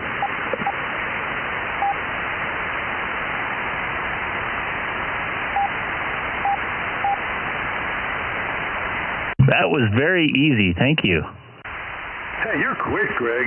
I'm impressed. You told me very easily, very simply, too, so I appreciate that. No problemo. And you didn't yell at me. Well, some guys get excited when they have a problem, and they're trying to help somebody. So, not everybody has nerves of steel. Copy that. Yeah, I don't usually get kind of upset about that stuff. In fact, I think, how many digits can I put in there? I think I might put my name instead. I'm not 100% sure. You might be able to put it up to 6. But you could also, if you do the same sequence, if you look under my call sign, there's a message. And you can type in a message. Let's see. Yeah, there you go. Wait, go, Greg. Before you, go back. Enter in now. Go. Okay, so go back. Go back one. Okay, so there you go. There's your transmit message, right? So, you can put something in there also. Like with me, I've got Gabe, Southern California, but you've got it. Like Let's Go, Brandon. You could do that, yeah. I've seen some guys, change their message almost daily. I couldn't fit Greg in there, the proper spelling for my name, which is with 2 G's. G-R-E-G-G, Golf Romeo Echo Golf Golf. So it won't fit. So I'm going to put 9700 in there. All right, and is that that particular spelling, is that attributed to any nationality or anything like that? No, it's actually it's Greg. It's not short for Gregory, which usually has a 1G. Oh, got it. And that's what, Scottish or something like that?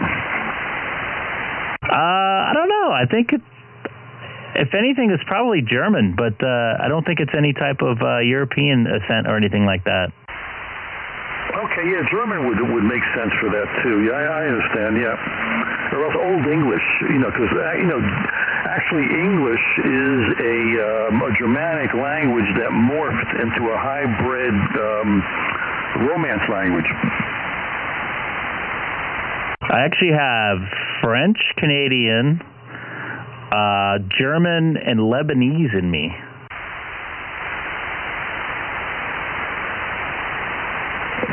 Yeah, that's pretty interesting. Yeah, my wife is Canadian,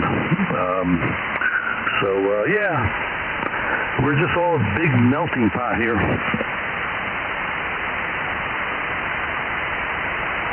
That we are. Did we lose Keith? Are you still around, Keith? We're not past your bedtime, are we? No. Well, Keith was going to go on the side while we went to DStar. Right. Let me see if I can flip that Keller repeater over to, was it 14 Charlie? Oh, I can just flip this repeater over to Keller. We can go to Keller if you want. Yeah, let's give it a whirl real quick. Keith will be back. Or if you're watching on YouTube, maybe. Jump in and say hi. K6EGG, I'm going to go over to the Keller Peak repeater. And 70, I think it's 70 Charlie, right? Oh. K6 and QSY, the 7. From DMR to, so whether it's maybe the open spot or who knows, very interesting. Like Frank said, down in Lexington, we'll just keep talking. I have no idea what the problem is. This is the complexity of all this. Back to you guys.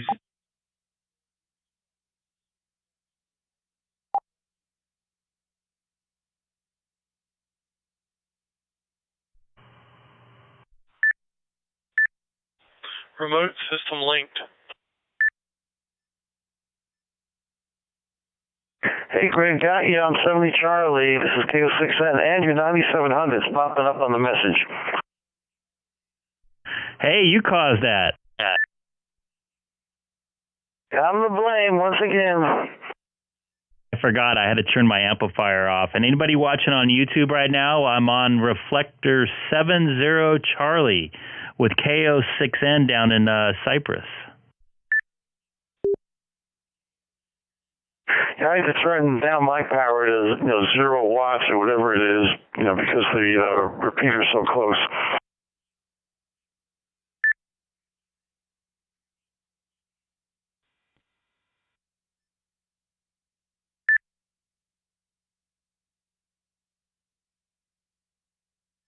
Oh, looks like we got a visitor. Go ahead, Jerry. Hey, Greg, I'm kind of following around here, and glad to get you on, what are we on? 70 Charlie. Yep, so hello from South Central Iowa. Yeah, you're back on the Keller Peak repeater. I believe you're the one I was testing it with, was if I recall right the other night. Was that you?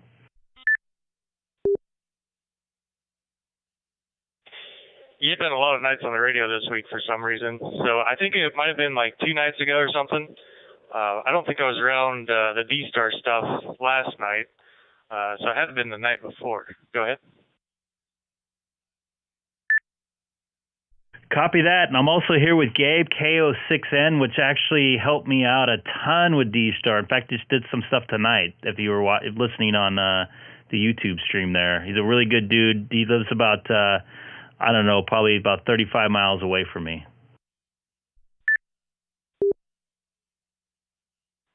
Yeah, I'm over in Cyprus, which is about, I guess. So anybody else, feel free to jump in. We're on Reflector 70 Charlie. Jerry, if you're out there, jump on in. As opposed to only maybe S3 or Love to hear from everybody out there. On sideband. That's pretty good.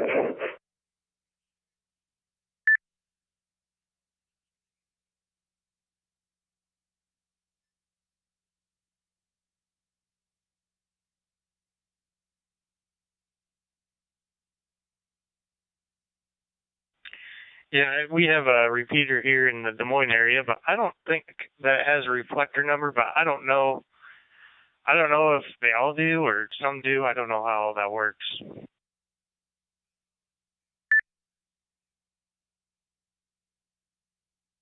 Yeah, some of them are hooked up to different reflectors. Even though the only sure way to know is to listen to see who's coming on it, and sometimes they'll say, hey, I'm on 70 Charlie or I'm on this repeater, and then if you've got the information command programmed in, you can chunk the machine. It'll tell you whether it's linked or not. Some of the repeaters will just say I'm linked or I'm not linked, and some of them will tell you what reflector they're linked to.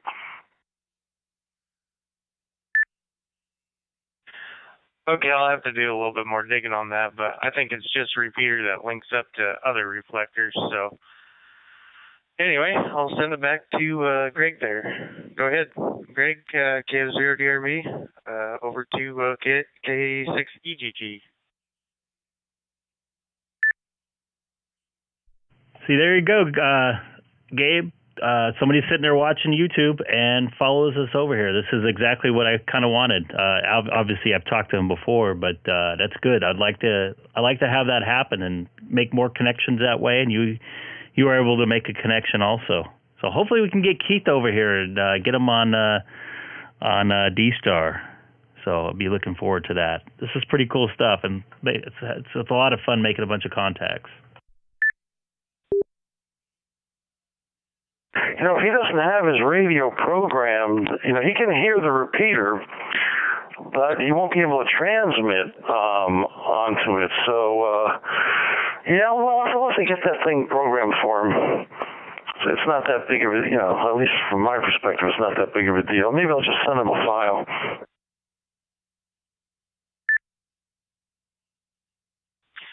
It was a little bit different when you're talking through the repeater over to DStar. I don't know if you're referring to maybe he's not registered or whatever. I was thinking maybe it was a little bit different with a repeater instead of through a hotspot, but I could be very well wrong. But anyway.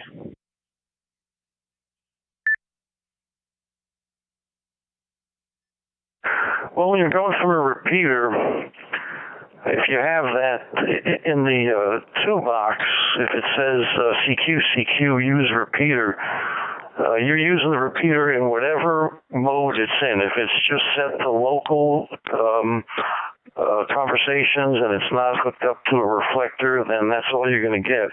If it's hooked up to 70 Charlie or 30 Charlie or 12 Alpha or whatever it's hooked up to, you're going to go to there, and any repeater or hotspot that's hooked up to that same reflector is going to hear you and be able to have a QSO with you. So it's just, you're with that command, you're just using the repeater as it's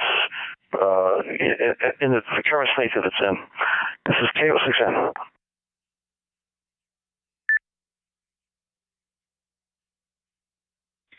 Oh, that makes sense, of course. So back to you, Greg. Just learning here. Gabe, do you know if Keith is registered? His call sign is registered? I guess I could probably look that up, huh? Yeah, there's a place you can look it up, and his call sign is registered because with the 7100, he is able to use the Cypress repeater, so he's registered. He just needs to program that radio.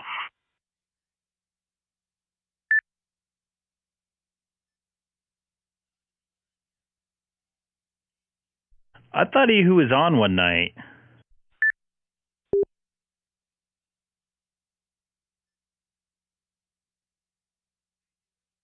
Well, he could have been on the 7100. He might have, been driving around in his car or had the 7100 in the shack. Because that radio is programmed for the Cypress repeater. So that could have been it.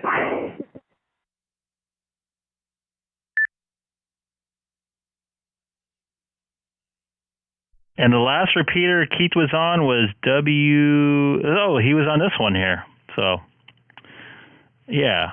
I guess he is registered. QSL. Yeah, I'm going to drop out of here just for 2 minutes. I'll be right back. K6EGG.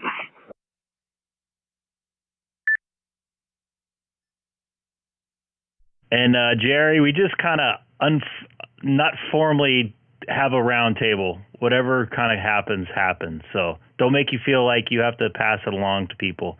Jump in when you want to say something, if you know what I mean. K6EGG on Reflector 70 Charlie and also on YouTube.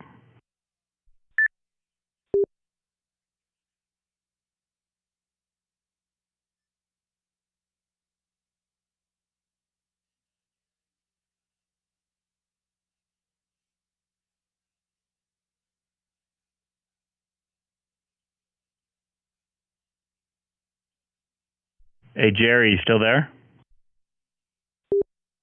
But I'm also still pretty new, so KF0DRB for Eddie. I understand, and a lot of repeaters and stuff. I don't know. They like to have like a certain order. I don't know if you're listening to us on sideband there. Obviously you were, because I saw you commenting on YouTube. Everybody just kind of round tables in and out. Whatever. We try not to talk over each other and try not to hog the airwaves, but nothing formal. A lot of repeaters and stuff. I don't know. They like to have like a certain order. Roger that. But it's good to get on and kind of react to and have a good conversation going. So yeah, I think distance-wise, I don't think I'll be able to reach over there.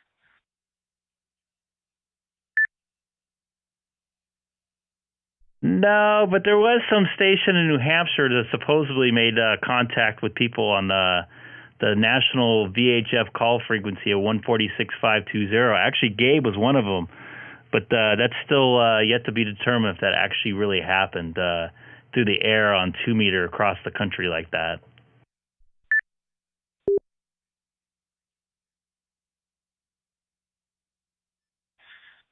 Oh, that's quite that would be a pretty good stretch. So the farthest I made it when propagation was really up in our area was 250 miles south of me to St. Charles, Missouri. But it was into a repeater that had pretty good coverage. I want to say it was about 100 miles, but know, 250 miles from here on a 10L Miyagi on 10 watts. That was pretty impressive. And had a nice little QSO with the guys down there because it was just after the net. You know, I got into net, and then afterwards we kind of stuck around and talked. Another ham was in there locally from my area. I got in on the same thing, and it was kind of neat. When the propagation changed, it just like somebody unplugged the cord. You know, they faded real fast. But we held a good conversation. I want to say for about 10 minutes or so after the net. So that was a pretty exciting contact to make with actually a brand new 10 element I had just put up.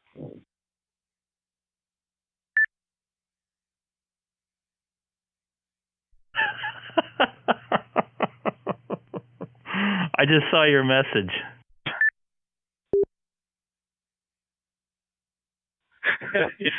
You said that, about fell out of the chair laughing. We were talking about that last night. So, yeah, I figured, I'll just throw it in there for now.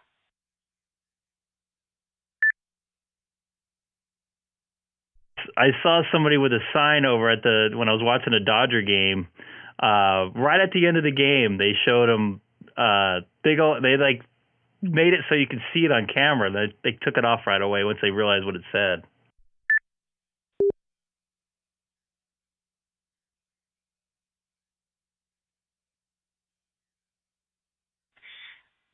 There's a guy here, local ham, same guy, does hand lettering on vehicles, and he has fun with it on his tailgate on his old pickup, you know, that he runs around in. And for a while, I had Jeffrey Epstein didn't kill himself for a while, hand lettered on the back of his truck there. And, you know, he was getting lots of thumbs up, people honking and waving, and he just recently changed it to Let's Go Brandon. So I thought that was pretty funny.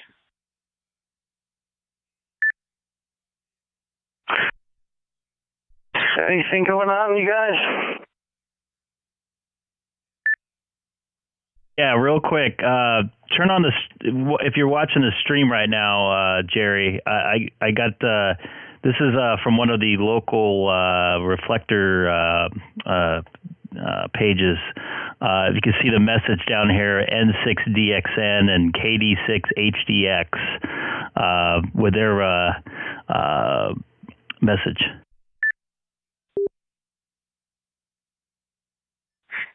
I see it. That's pretty good.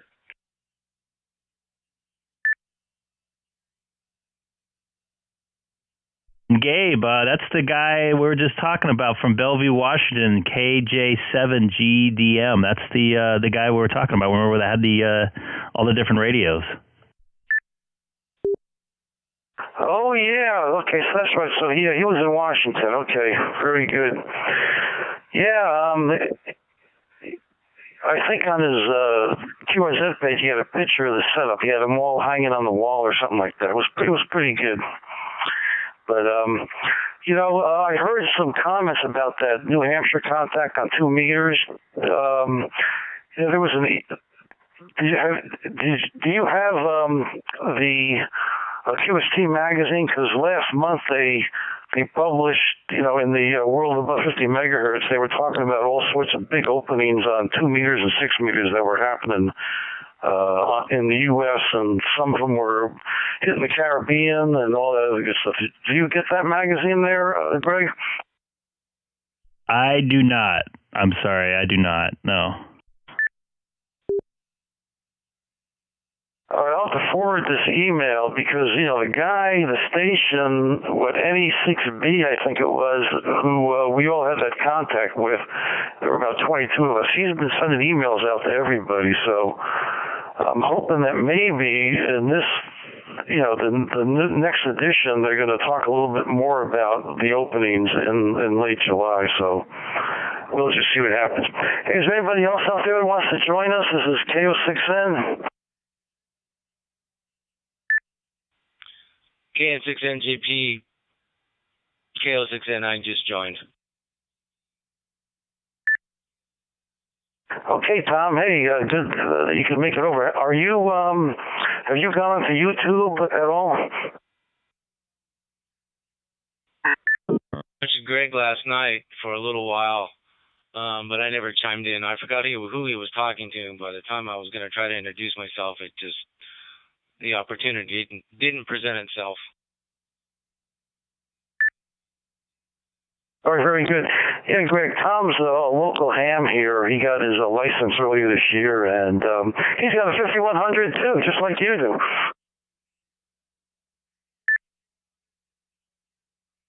Excellent, Tom. What's your location at? And welcome to Ham Radio. Yeah, I have a 5100 in my car here and in the garage. I live about 4 air miles from Gabe. I'm at Catella and Gilbert in Garden Grove. And by the way, if it wasn't for Gabe, I wouldn't even be on the air probably. He helped me with my 5100 with everything. Actually, he's helped me with everything from the beginning. Helped me put up my antenna, helped me program the radio, sold me the power supply. Pretty much all that I know is because of him.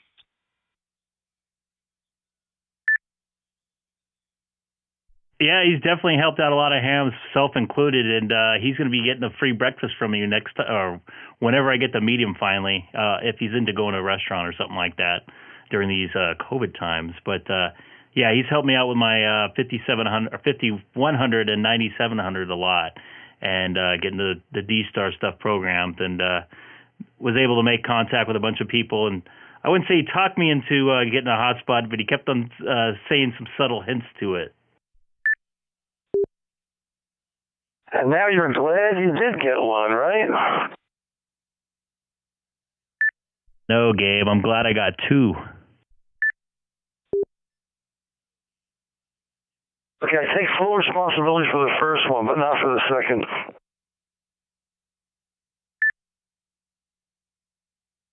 And Tom, do you watch us on YouTube also?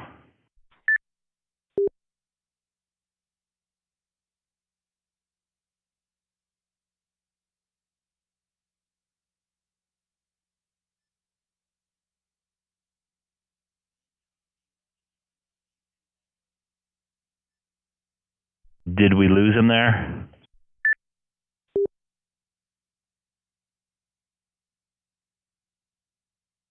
No, there was a double there. Why don't you ask Tom that question, Greg?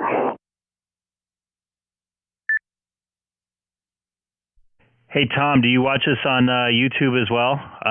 Mainly, I've been on 2 meter sideband, but the last couple nights I've been on DStar.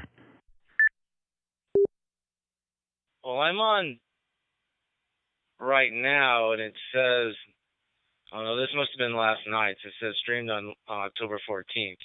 I was watching you last night for a little while. Oh, wait a minute. There's another link here.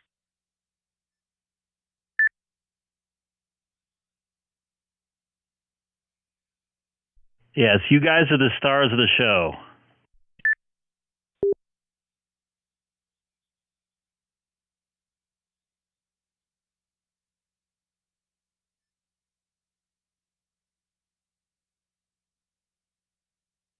Hey, you got 10 people watching now, Greg. Yeah, we're up there. Just get another 15, we'll be breaking a record again. We'd love to have it.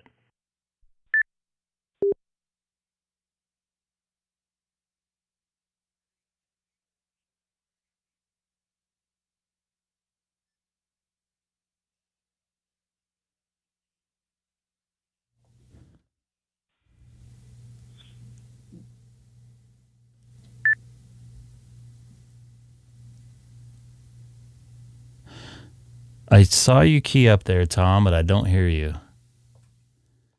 Tom, I saw that you keyed up, but I cannot hear you. That was an accident. So I have a suggestion to the group. It would be nice if we could all meet sometime, and I heard there was talks of it. But my wife and I were at the Fullerton Airport today watching the planes take off and land and what have you. And since Denny's a pilot, and I think somebody's been there with Fred once before, I thought that'd be a cool place for us all to meet sometime.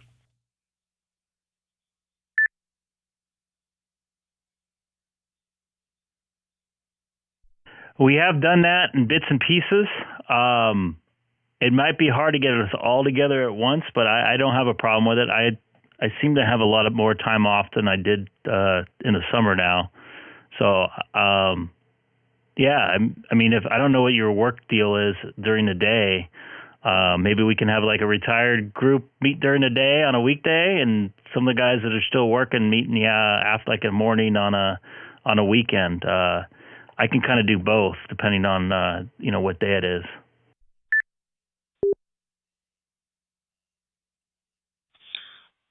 Well, I work Monday through Friday swing shift. I work like 3:30 to midnight. But I could do a Saturday morning or a Sunday morning, whatever you guys as a group decide. Back to you, Greg.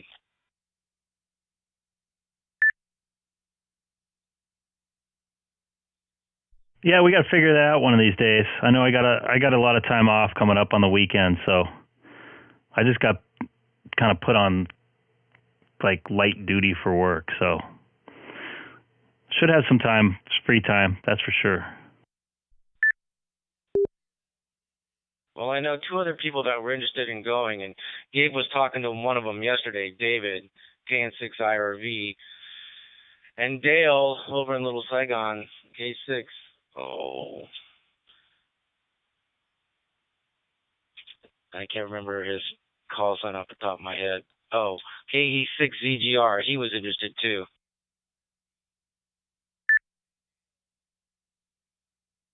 Heck, maybe a Saturday for lunch would be really good, or maybe lunch during the week for the retired guys, like Greg said. But maybe we should shoot for a target weekend or part of a month or something like that.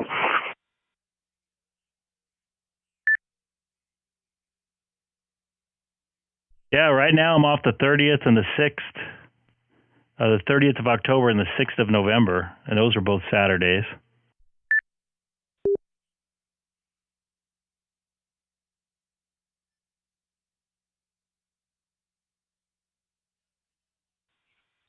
Well, whatever you guys decide, if it's a Saturday or Sunday, in the morning or afternoon, they close at 2.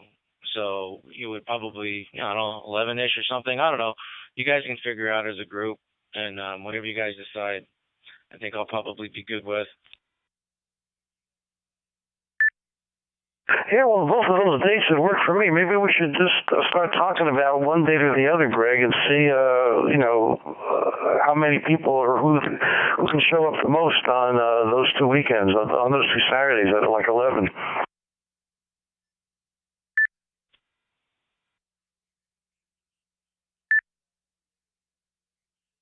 Yeah, absolutely. I mean, we threw something together last time within like 2 days, and we had, 5 people show up? So just think if we actually really planned it out. We can watch Fred eat 2 plates of food. Yeah, I think Jerry was trying to chime in there. Go ahead, Jerry.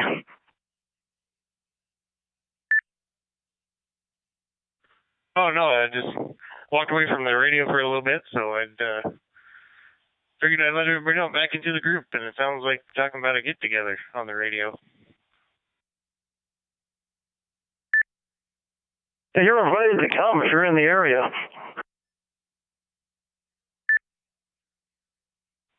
Well, I had to figure out where it was going to be. We're talking about the Fullerton Airport here in Orange County. Okay, I won't be able to make that.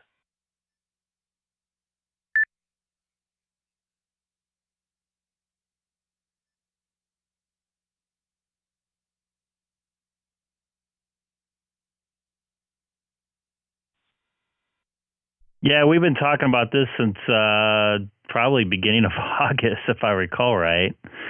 Yeah, that'll be good. Would love to put some faces to call letters and names. You guys get to see me, but I don't get to see you guys.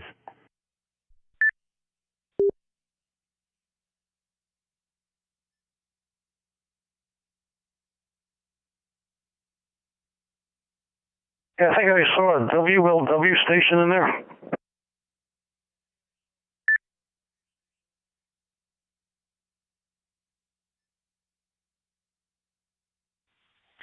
Good evening, gentlemen, from K9WLW in Tampa.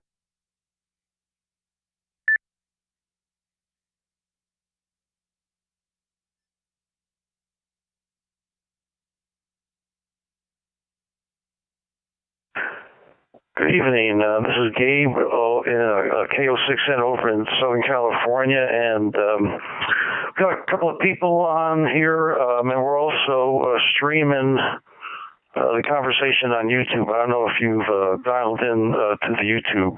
But anyway, back over to you.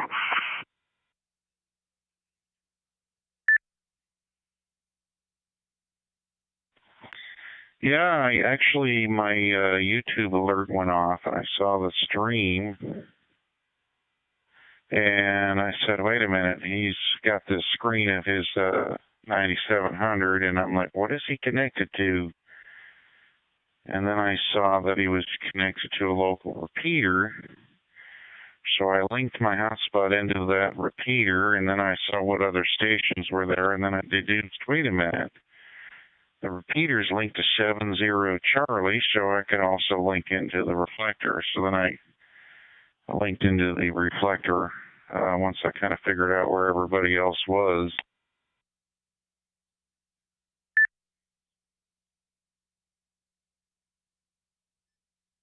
Okay, very good. Yeah, we were over on sideband, but we decided to jump on over to 70 Charlie. Greg's going through a repeater, a Killer Peak. I'm going through a repeater in Cypress, California. We got a couple other stations, Tom K and 6NJP, and oh god, I forget Jerry's call sign. Anyway, so we're just one big happy family right now on DStar.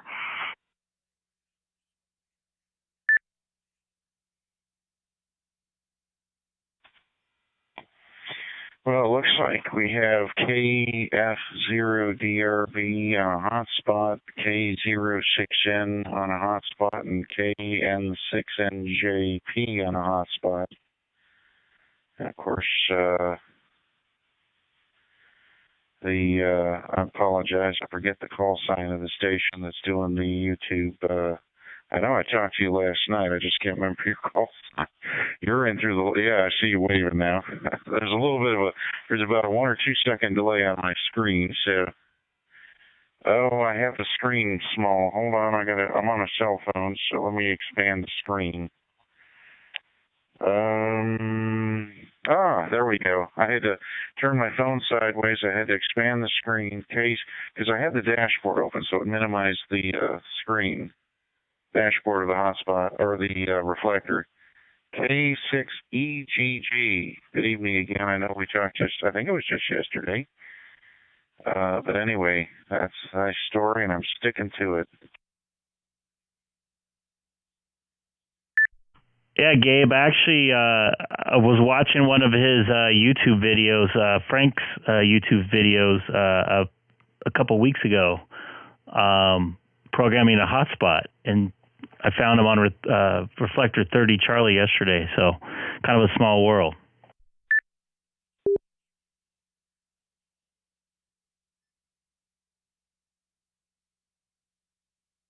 Yep, it's a small world. The world shrinks when you're on DStar, that's for sure. All right, sounds good. And let's see, what else we got going here? We were just talking about having something we get together around here in Southern California with some of the locals here. But anyway, I'll turn it back over to Frank, Jerry, or Tom.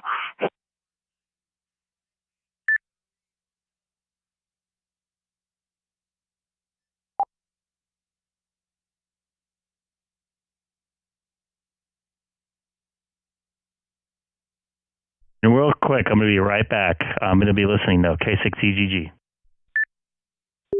Reflector. I've never been on 70 Charlie before. I didn't know what this reflector was. Hang out a while on the D74. I'm going to shut this thing down. KA4 USA KSY to the Kenwood 74.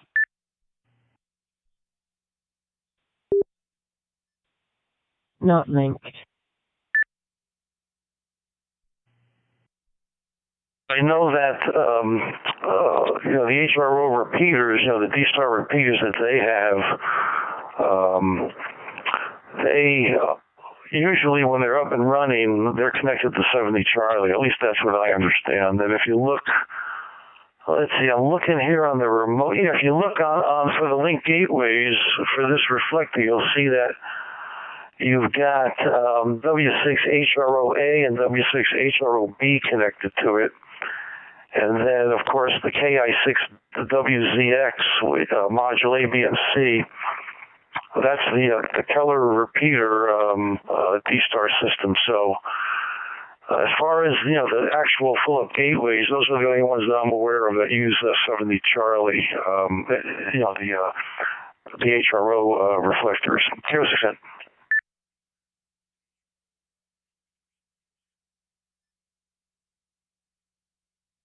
Okay, yeah, I see W6HRO Alpha and W6HRO Bravo are linked to Module B of the reflector currently. So the only repeater on Module C is Ki6WZX C module, and then Ki6WZX, well, okay. WZX Alpha is hooked up to the A module, WZX Bravo is hooked up to the B module, and WZX Charlie is hooked up to the C module. That's kind of interesting how they lined up like that. It looks like HRO's got its A and B module on the B module of the reflector.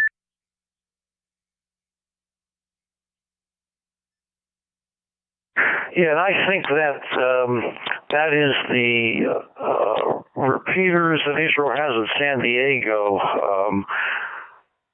because they have several repeaters on the same frequency, both, for DStar, and they also have some that are on the analog channels too. So, and when, the local shop here, the HRO in Anaheim, earlier this year they had a new roof put on, and they haven't put up their antennas yet again. So normally those repeaters would be on 70 Charlie, at least whenever I would check them out, they were on 70 Charlie. So yeah, it's not used very much, the 70 Charlie. Like 1 Charlie is the most used one. That's, it's got the most users hooked up to it. And then, of course, 30 Charlie is pretty busy too. And then, of course, you got 14 Charlie, and then 70 Charlie, and everything just, breaks out from that. But there's a lot of reflectors you can hook up to. This is K6EGG.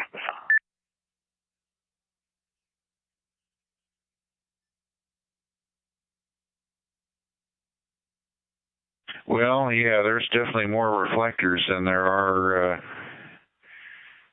probably DStar operators on the air at any given moment. And we're not even talking about XRFs and XLXs and ECS reflectors. That adds to the mix. I've experimented on XRF002, and that's an XRF reflector that has A through Zulu modules up and running. So there's 26 independent modules, A through Z, on that reflector, and a number of the XLXs and XRFs can have up to 26 modules, if you can believe that.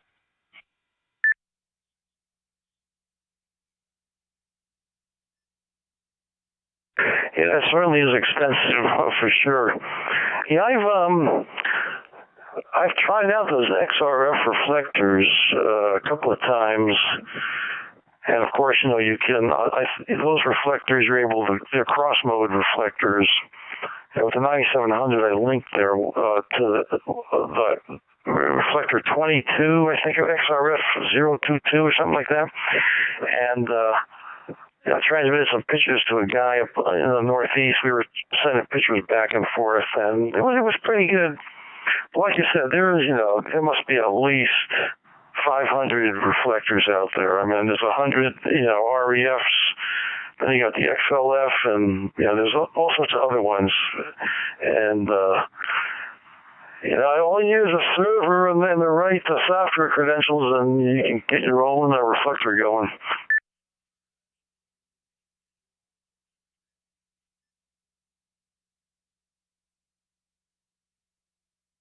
Yeah, those reflectors came in later years, and those are what I would consider kind of the Wild West of DStar. And what I mean by that is your legacy or REF reflector protocol is kind of Icom supported. And they have, for the most part, do not link to other reflectors, and they do not link to other digital modes. There are a few exceptions. I think Reflector 20, REF 20 now in New Jersey has the DMR crosslink coming to it, and it also has, I think, an XLX 020 link in. But there are a few exceptions. But for the most part, REF reflectors are what I would call the bow tie reflectors, where they kind of keep things on the straight and narrow. And then when you get into XLX, particularly in the XLX reflector list, there's a long list of them. And I would say probably more than 500 on that group alone. And they've got all kinds of bizarre experimentation. This link to that, link to this, link to that, multiple reflectors connected together in a complex web with transcoders, so C4FM and DMR and P25 and NXCN can link in, and all kinds of craziness. It's and that's why I call it the Wild West. It's just very, very, very experimental there.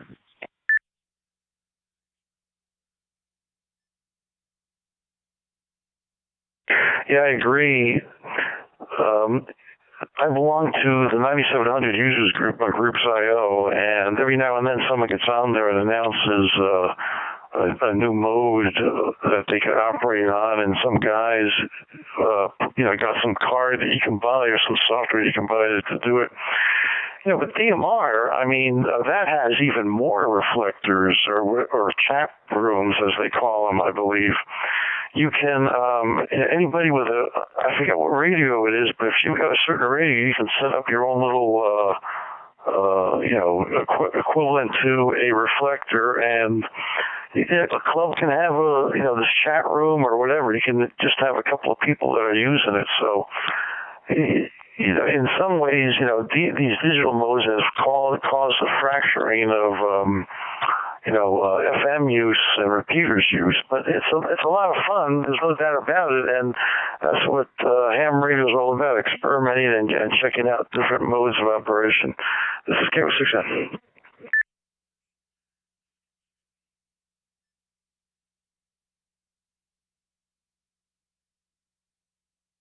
Well, I've been a ham for about 30 years, and I tend to think that this digital explosion is a good thing. And the reason I say that is I've been an apartment dweller here in an urban area in Tampa, so HF's out of the question, so any external antenna. So I've been relegated to the land of handhelds. And prior to the digital revolution, it was like, oh, wow, scan the bands on my handheld. Will there be any local chat anywhere? And I would get maybe 1-2 repeaters in Tampa's not a small town. I mean, 10-mile radius I can probably hit with a HT, 5 watts, a decent HT antenna, maybe 30, 40 FM repeaters, reasonably. But 1 or 2 of them was where all the chat was, and it was pretty here or there. So it was kind of scan the band and listen for any activity, and it was kind of a lonely proposition. And then when I started reading about digital and hotspots and all that, I dove in and got an open spot too about 3 years ago, and I thought, holy smokes, this is a brave new world, and look at all these QSOs all over the place. So it kind of woke me up from what I considered amateur radio doldrum, and turns turns digital handhelds into what I would call a mean-talking QSL machine. So I'm pleased with it now, but I know not everybody shares that enthusiasm.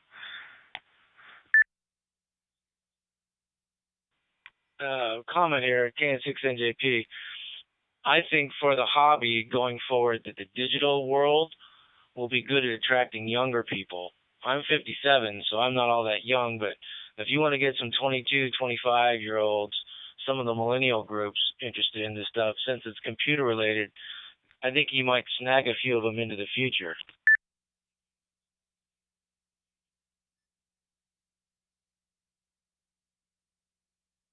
Well, I concur with that. Yeah, the amateur community is an aging community, to say the least. I'm 59, and I almost feel like there's as many hams younger than me as there are older, which is kind of frightening because there's a lot of years behind me that are, you know, that are not really piling into the amateur ranks. So I'm hoping it does work.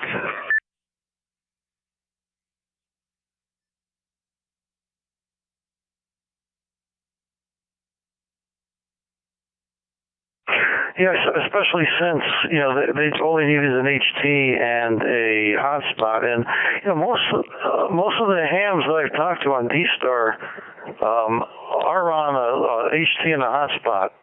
So it's definitely opened up, you know, the world to the younger bunch because, you know, it's minimal to really have you know, some significant context. I mean, if you just get your tech license and you buy a hotspot and an HT and you're able to talk to people all over the world, I mean, that is something else. And also, you know, a lot of the older gentlemen, the older hams, you know, I've talked to a lot of guys. They're nowhere near a repeater. They have their license for years, and then they found out about DStar, and they got themselves a hotspot and a rig, and you know they're out in the middle of nowhere, and they're able to talk to people all over the place. You know, on 14 Charlie, you have a regular bunch of people that you know jump in there from Europe that do that. So, I mean, it's got something for everybody. That's for sure.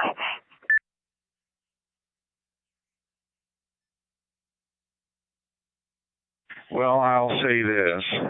Definitely I think it's gonna be where things are going, and those of us that don't like it are gonna be left behind, and those of us that do like it are gonna follow suit and move into the new venture. So I've just received a landline, gentlemen, so I'm gonna have to bow, but I just wanted to pop in and say hi.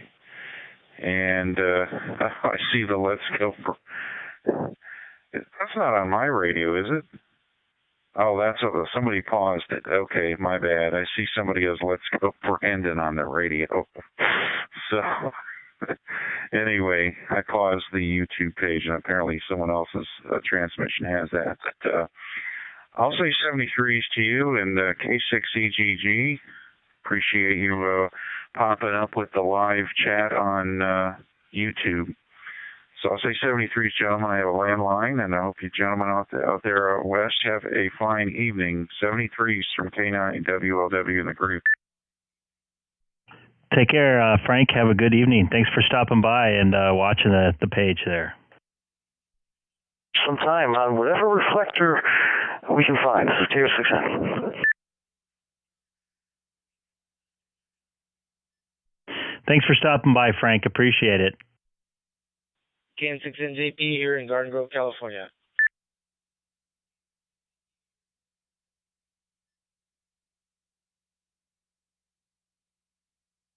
Well, there you go, Gabe.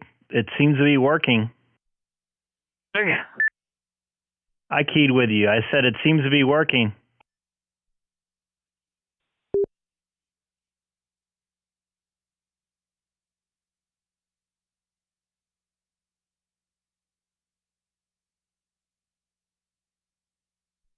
You still there, Gabe?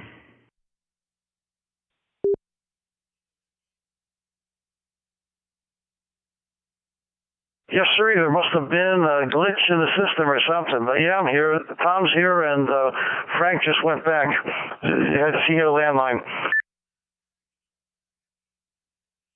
Yeah, I tried to say bye, but I keyed over both of you guys. I flipped over to my hotspot when you guys were talking to see if it sounded any different, and it doesn't. But I'm still going through the Keller repeater, though. So, hello, everybody listening on the Keller repeater on the road right now.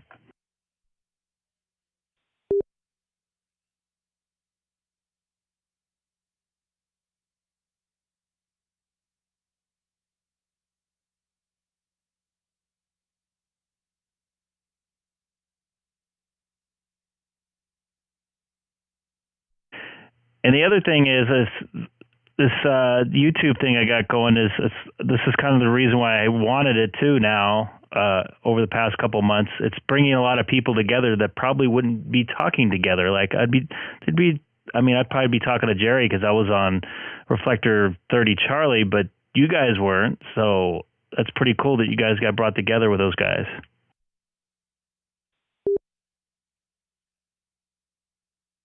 Yeah, I agree, and I think with the local sideband on 2 meters, I mean, you're going to have a limited audience, I guess. But doing what we're doing on DStar right now and you streaming it, I think that's some good potential to consider for the future.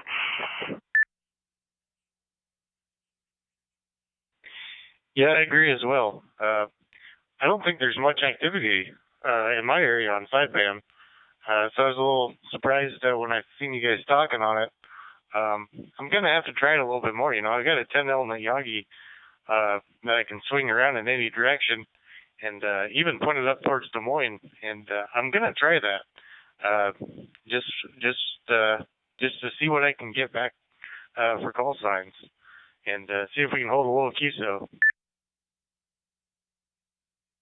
The way it got started in our neck of the woods is Fred KN6OS is always on the call frequency on VHF 146520, and he would recruit people over that had sideband radios over to the sideband, and we just start. Eventually, I mean, I got a notepad full of like probably 60 or 70 contacts of people that breezed through over the last 6 or 8 months, mainly because of him. So.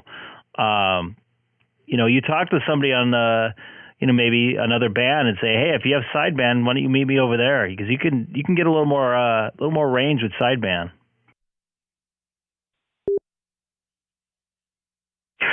Yeah, another thing to consider is that when Fred started recruiting people to go over to sideband, virtually everybody that has participated in that was vertically polarized, so they didn't have to have a Yagi to get that horizontal polarization. That's sort of enticed people to come on because a lot of people don't get on sideband 2 meters just because they got to have a Yagi and all that stuff. But when we started using vertical polarization, it just allowed a lot more people to come in.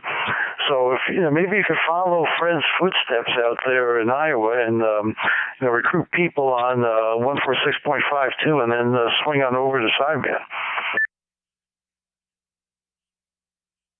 I might have doubled with you there at the beginning, but yeah, I think I'm going to give it a try. I've heard there's a guy up in Des Moines right off the main interstate there that usually monitors 146.2 anyway, and I'm pretty sure I can get to him with my Yagi and, kind of go from there and give it a shot around here. We got some pretty good ham activity that's been happening in our area as far as new call signs coming up. So it'd be kind of a fun thing to try out and get going again. And it might be a good topic for our morning net tomorrow morning. It'd be a good topic to bring up, and I think I might do it. KF0DRB.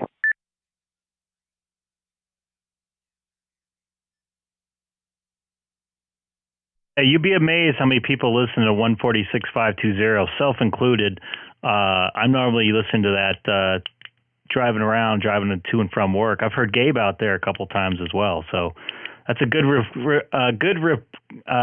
recruit point, because then you have continuity between, or a path between the two stations too.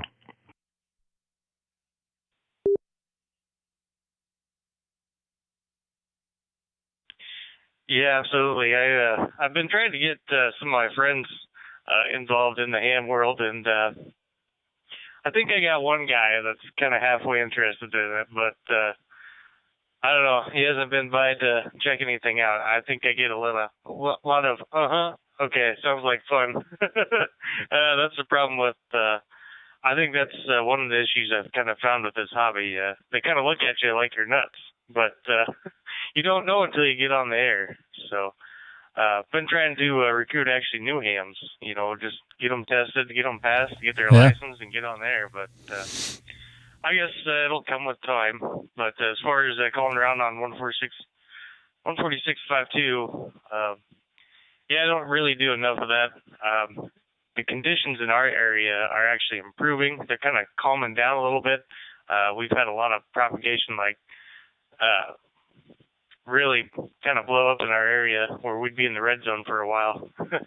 And made some really distant contact. It was actually hard to talk on a near repeater, you know, a repeater that was fairly close without latching onto another repeater, you know, that maybe didn't have a tone in it. So now that the repeaters are or the propagation is kind of dying down a little bit, maybe I can make some local contacts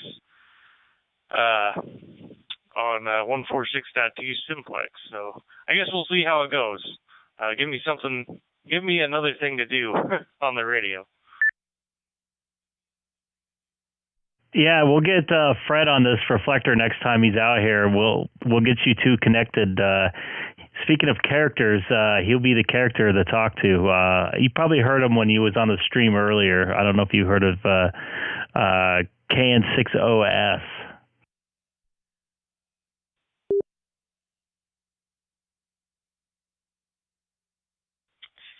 Yeah, it's possible that it did. I just closed my dashboard. Gonna see if I caught him on here or not, but he might not have made it over here to DStar then. I don't think he made it over here tonight, but I'll talk him into going over here to Reflector 30 or something like that. I don't know if we could talk like this on Reflector 30, though, without 15 million people listening, but he's actually been pretty good about getting people over there. He can get a little overzealous at times, that's for sure.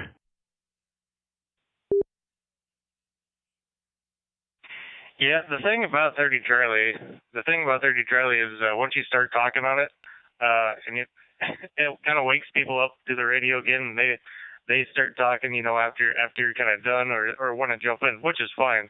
It's just so active. So once the conversation, the keystones start rolling, you know, it just gets more and more active. You just never know what it's going to be like until somebody starts talking, and that's about the time I go to the radio and turn it up, because you know, it could last for quite some time. It'll go to 1, 2 in the morning. Oh yeah, when I got out yesterday, nobody was on it, and I was just like calling out my call sign, and then after like 5 or 6 times, I got overloaded. It was like working a DX contest or something for a while. I don't know if did you catch any of that?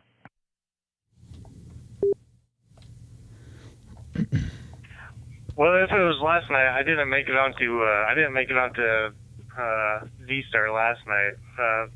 It was Tuesday. But the night before, or even the night before that, even earlier this week, one of the first stream that I caught you on, I had literally turned on the radio. I was talking to a guy, let him go, and I think he stopped in.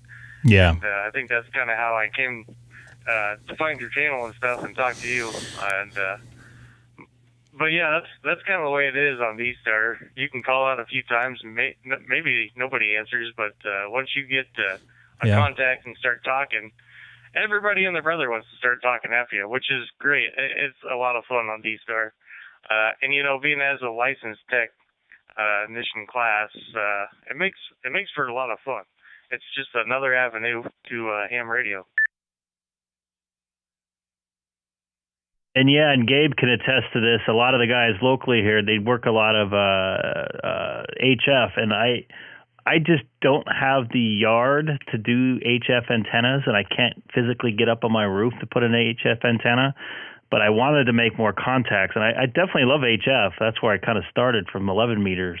I used to work a bunch of stuff on whatever they call the funny channels. I talked to New Zealand and Australia and Hawaii and the East Coast and stuff like that back in the late 90s. But this gave me the opportunity to make the contacts outside my local area, which this is kind of like the new HF, so to speak. And just like Tom said, it's bringing in younger people. Like, I don't know how old you are. I'm 46, but for this hobby, that's kind of young. So I'm more into making the contacts. I definitely into HF and the propagation and work and skip and stuff like that. But I just don't have the tools in place to get that happening. But this is the second best way I can do it.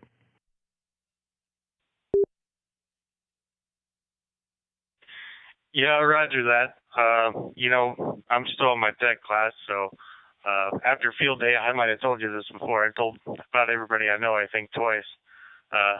So maybe this will be your second time. But anyway, when 10 meters was up, right after field day there, made some really distant contacts for me. New York, clear down into Texas on 10 meters.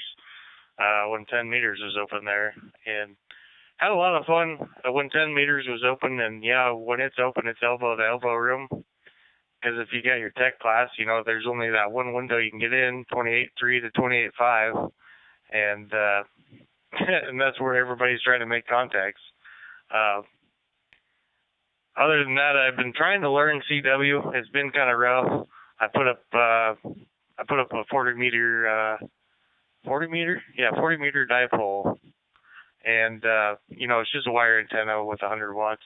Been trying to learn CW on that, and I am not good at CW, but I'm learning it and just trying to use every aspect of my technician class license before I kind of move on. Just kind of make the building blocks, create that foundation. And I really do want to move up to my general class. So I think this winter is getting pretty close, and we're going to be studying and moving on to get my general ticket to really get on some HF bands. But I even started doing some satellite work. At this point, I'm just kind of listening to see what I can get into to hear, like KO91, SO50, and a couple of those. And we'll see how that goes, too. But anyway, with that, I'll send it back to you, Greg, KF0DRV.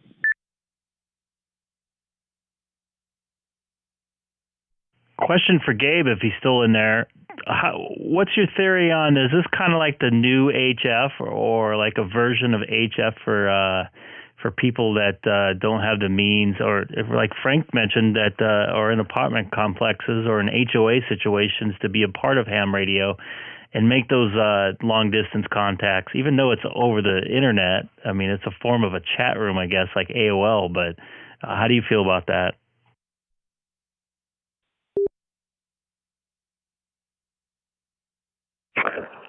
Well, I think it's definitely the new HF, if you want to use that phrase, which is, I believe, accurate. But it allows you to get beyond the local repeater or local simplex frequency and have a conversation with somebody anywhere. So yeah, it is definitely the new HF, and there's a lot of people who get into it just because it's digital. Brad, let me know when you get in here. Just because you can. I'll leave a hole for you. Talk to people all over the world. I think DStar is the best mode. I mean, there are lots of modes out there, and probably DMR is the most popular one. DMR maybe than Fusion. But in terms of operating, I think DStar has very good voice quality, and I've talked to a lot of people who have done DMR and Fusion, and they said they preferred DStar, and I don't know, maybe that's because they happen to be on DStar. So, but anyway, yeah, I think you're right. K6EGG.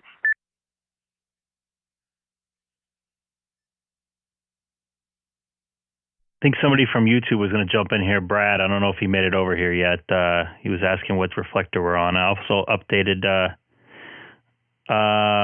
He looks like he's on. Let's go ahead, Brad, if you want to jump in here.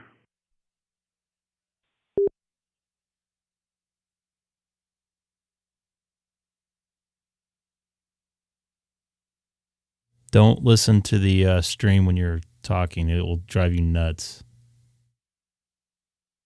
Maybe he didn't make it over here yet.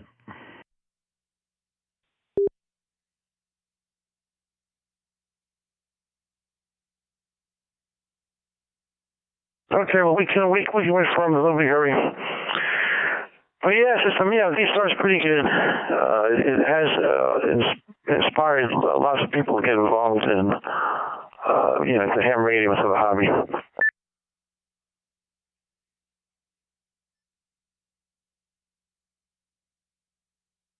Yeah, we got to get Keith set up. I don't know if he's interested, though. He's having fun with his HF, though. I wish I was kind of doing HF, too, but as I stated a few minutes ago, the situation I'm in.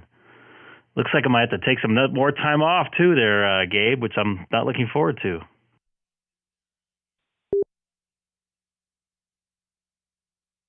Whoops. Hey, do you have a tree that you can string a wire in, a vertical wire about 30 feet?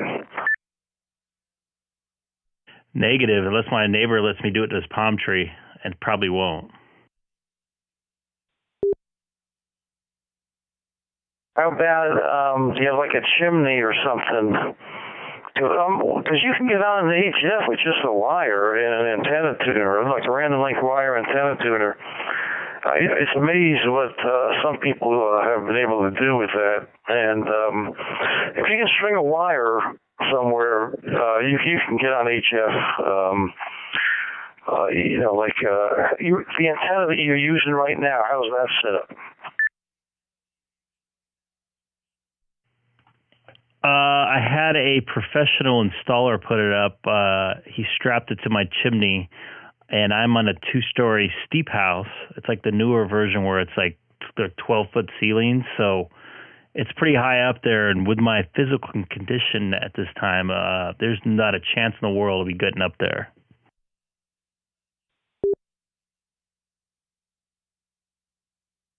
Yeah, I don't blame you about that. I'm kind of, it's been a long time since I've climbed up on a roof that was like 2 stories high. But if you could somehow, like if you go fishing and you like to cast, if you could cast a line up to that antenna, and then maybe just have a rope that you could pull up a wire with. That might work with a random length wire antenna tuner. But anyway, and there's all sorts of small antennas you can get, but you really got to want to do it. It's probably not worth it now, because the bands are still, in the doldrums. But in a couple of years, if you had a 2-year horizon, that would be an honorable goal to get back on HF, or to get have some type of HF capability. I actually had a GR5V, I believe it's called. Correct me if I'm wrong on the name, or I know it's close. And I had it on the corner of my eave on the lower. I have a second-story roof and a single-story part of the roof, and I had it going across my whole entire yard, which my wife didn't like, into like this gazebo area that I have in my backyard. I actually made a contact in every continent on 10 meter, but Antarctica. But it was very hard to get in on those traffic jams just because of it was only 5 feet above the ground, basically, when I had the antenna wire hooked up to it. So I don't know. Maybe I'll go that route again. I still have the cable out there.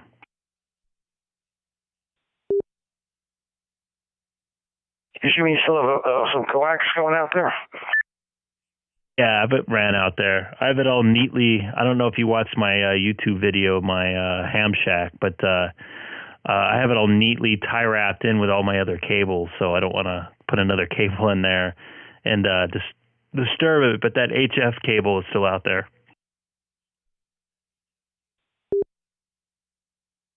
Got it.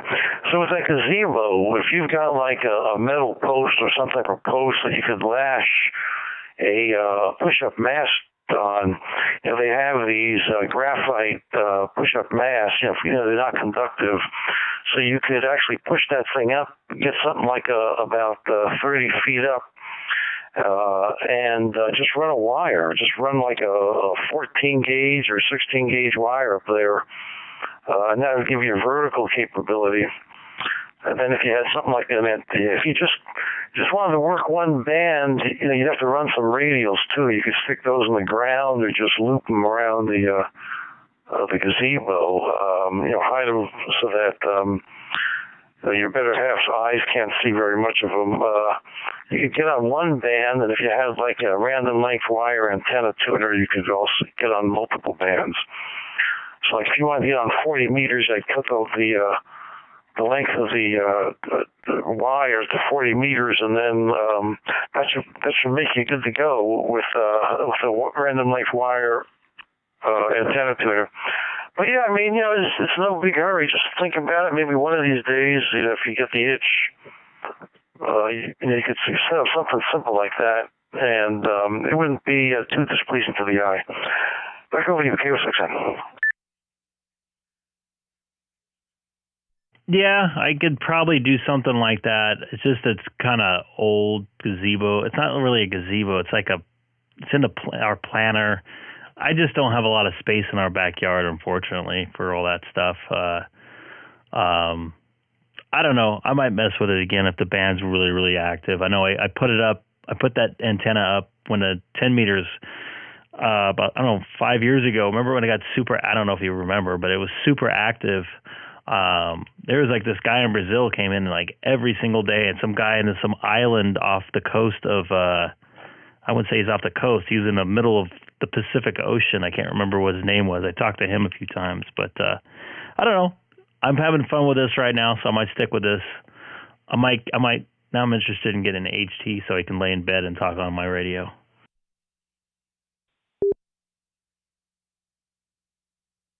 Sounds good. Yeah, as long as you're happy with the way you're operating, and that's what counts, and you're having fun, definitely. Alrighty, well, hey, we've really lit up YouTube and the airwaves tonight.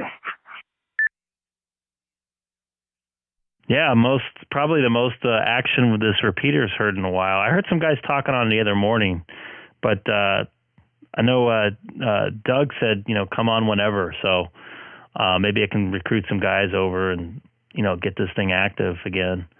I know it was active a couple years ago, he mentioned, but he said, feel free. That's what it's here for.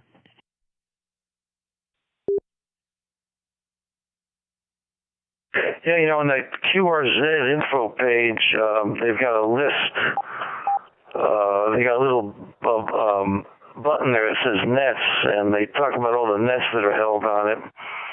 There's a lot of nets on there. I don't see any that's on 70 Charlie. I haven't really looked that carefully yet, but anyway, yeah, if you had like a weekly or a monthly net on 70 Charlie, it could be a DStar streaming net or something like that on 70 Charlie. That would be interesting. It's definitely some food for thought. Anyway, I have to pull a plug here soon, so back up.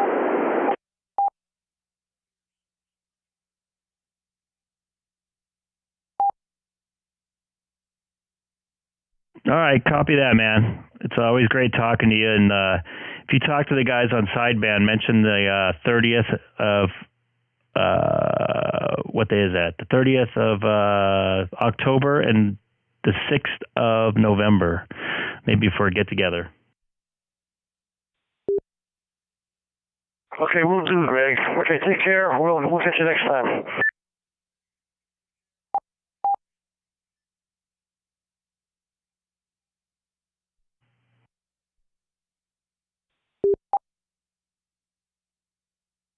You still out there, Jerry? Hopefully Brad can get his stuff working there. And Tom, you still out there?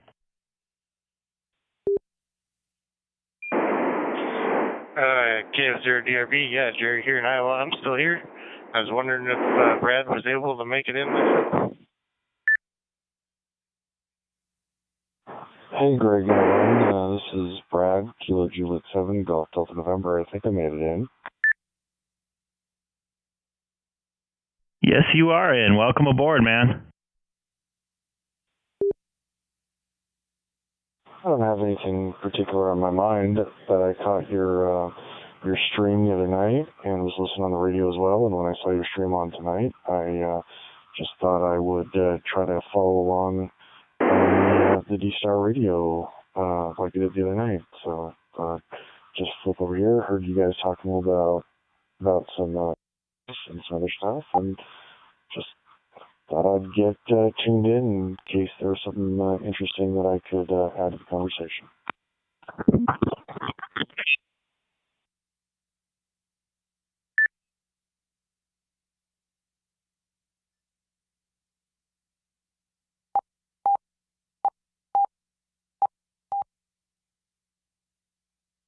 Excellent. Yeah, I remember talking to you the other day. Are you close to a repeater anywhere up there? Week and a half now, so it's good to meet you on it. I generally just use a hotspot here. The repeater closest to me doesn't allow you to control it. It's fixed, so yeah, just the hotspot's usually the easiest thing to use.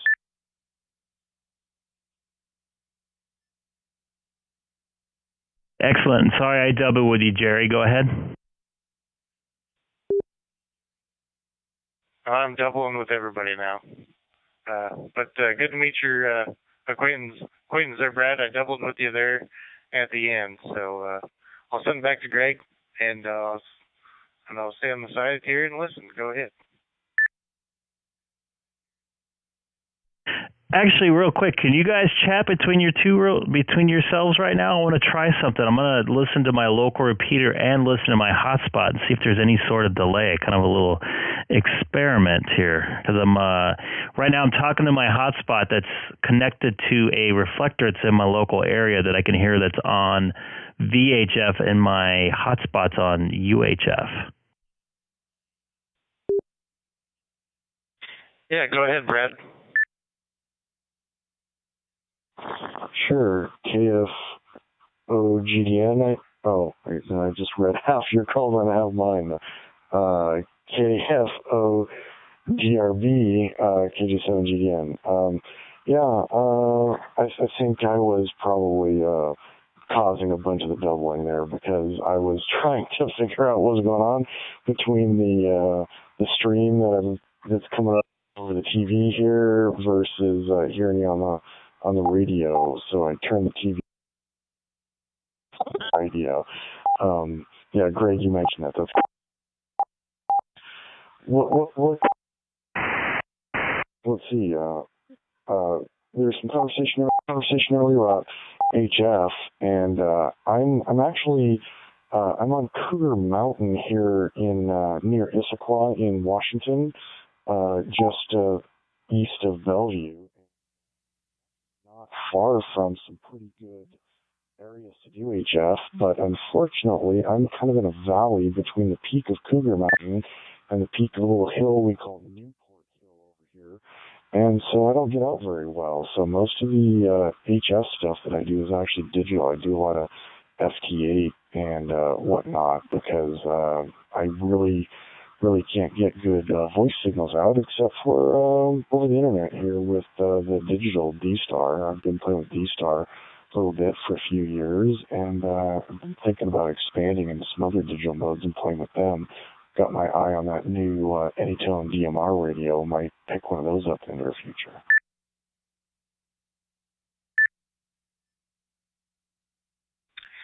Yeah, that's excellent. Yeah, being down in the valley like that would definitely complicate getting out on the HF side. Do you do any kind of like parks or summits on the air or anything like that? Yeah, I do a lot of parks on the air. And it's really weird to say I'm in a valley. I'm actually at almost 900 feet. I'm kind of nestled in between these two other peaks. So, yeah, when I get out for HF, I get out the best with parks on the air. I'm a little bit active with parks on the air. It's a lot of fun when I have a chance. Unfortunately, sorry, just playing around not here. Unfortunately, but unfortunately, I'm very busy outside of playing radio. I have a 3-year-old and a 6-month-old. I'm one of those fossil dads, so I'm not a young guy, but I got a couple of young kids that keeps me pretty busy. Oh boy, yes, me too. Let's see, it used to be 2 and 5, now it's 5 and 7, and my oldest, her birthday is in 2 months, so it'll be 5 and 8. Yeah, it's almost like I'm giving somebody a signal report. But anyway, I was going somewhere with this. No, I'm still in my tech class. I have yet to do Parks on the Air. I've picked up a few guys, Parks on the Air, CWIs, and Summits on the Air. Haven't heard anything Summits on the Air. I'm in the Midwest. I haven't really hunted for any Summits on the Air. I'm sure I could find one, but kind of limited with my technician class. I think it'd be a lot more fun to get in there on voice. But we got winter field day halfway. Let's see, I'm halfway ready for it already, but it's at the end of January, so I think I can wait and kind of plan for it, It's early October. But I'm looking forward to that. I had such great fun field day this summer, and kind of got me on the HF bug, So when 10 meters was open, man, I got in there, had a ball on 10 meters.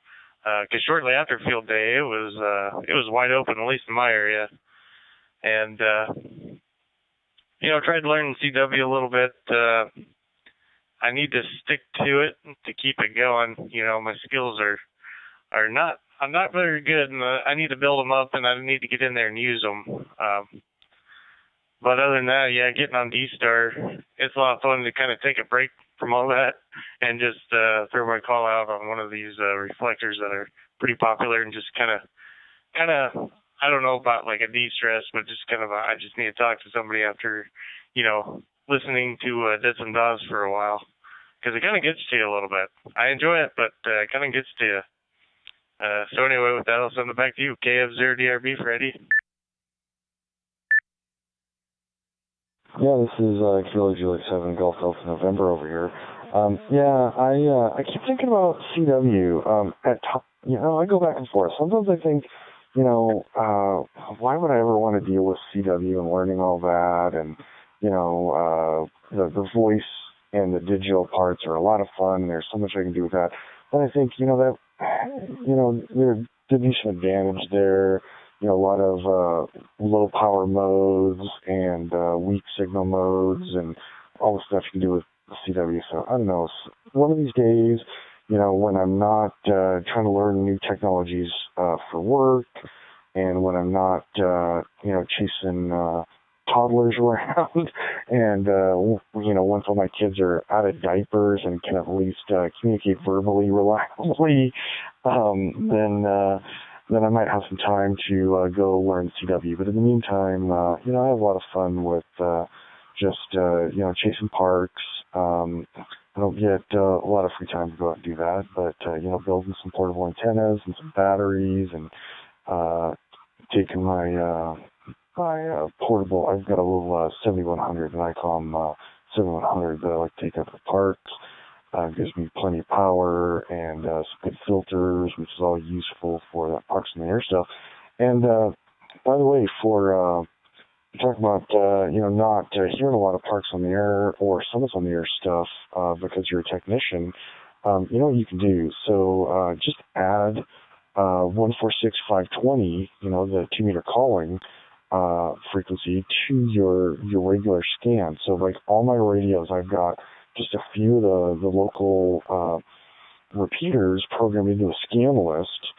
And then I also add 146520, and I can't remember, there's a new calling frequency that's for like Summits on the Air and Parks on the Air. It's like 146 something. If you do a little Googling, you'll find it. And I just add those to my little favorite scan list.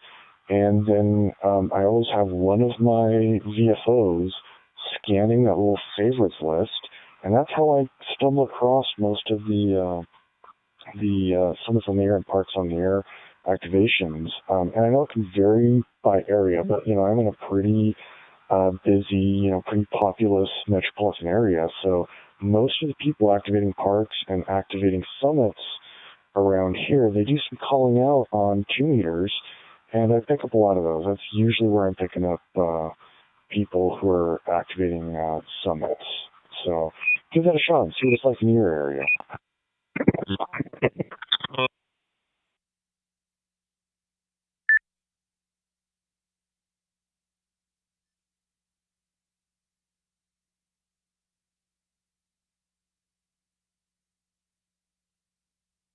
End of your transmission there, but I got 98% of it.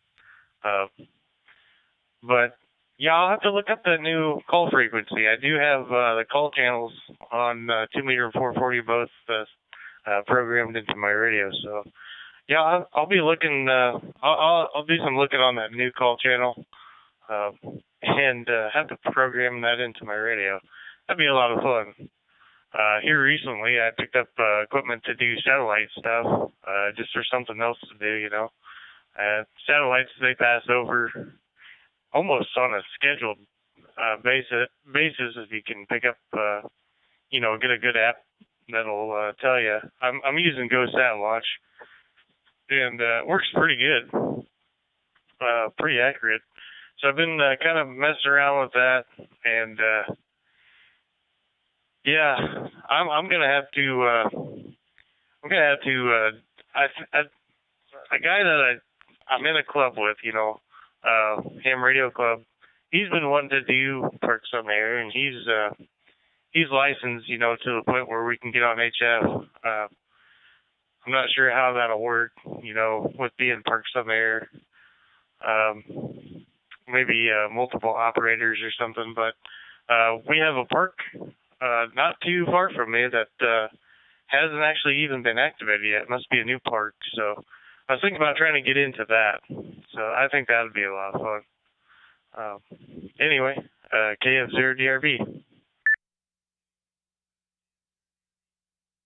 Yeah, Kilo Juliet 7 Golf November, Brad here. Satellite sounds like a lot of fun. I've thought about that for a while. Here at my home QTH, I don't think I can necessarily, I don't think I'd be very successful with satellite. There's just too many hills right here at my house. But definitely, something I travel out for. But yeah, I keep thinking about that. My primary handheld is this 5100, or is this 51 ID 51 from Icom, and I don't think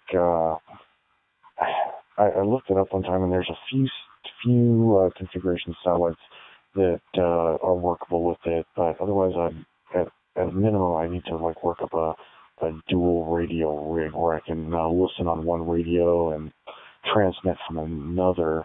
I do have 2 of these things, but so I'd have to rig something up like that. But yeah, so some satellites sounds like fun, but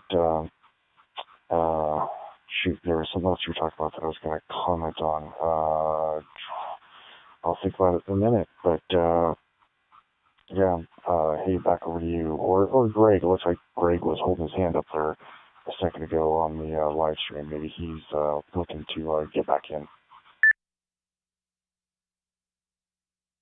I was, real quick. I'm going to call it a night. I'm going to leave the stream going for a little bit. I'm glad you guys were able to make contact with each other. That's really good stuff, man. I'm probably going to be back tomorrow night, maybe even late tomorrow afternoon.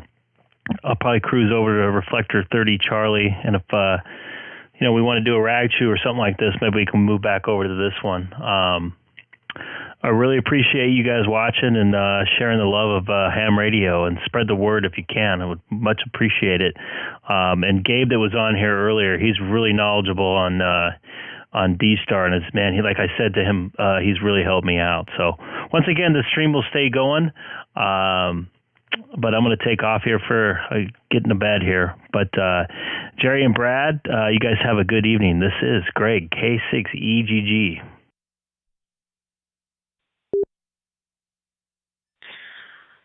Well, Greg, 73 for now. Yeah, I'm fixing to get off here as well.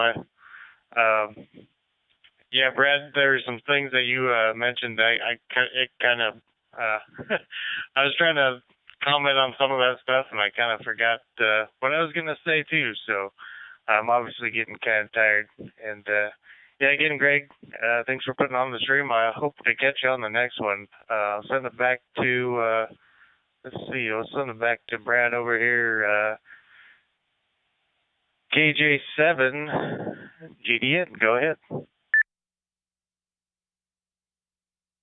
Hey, KF0DRB, KJ7GDN.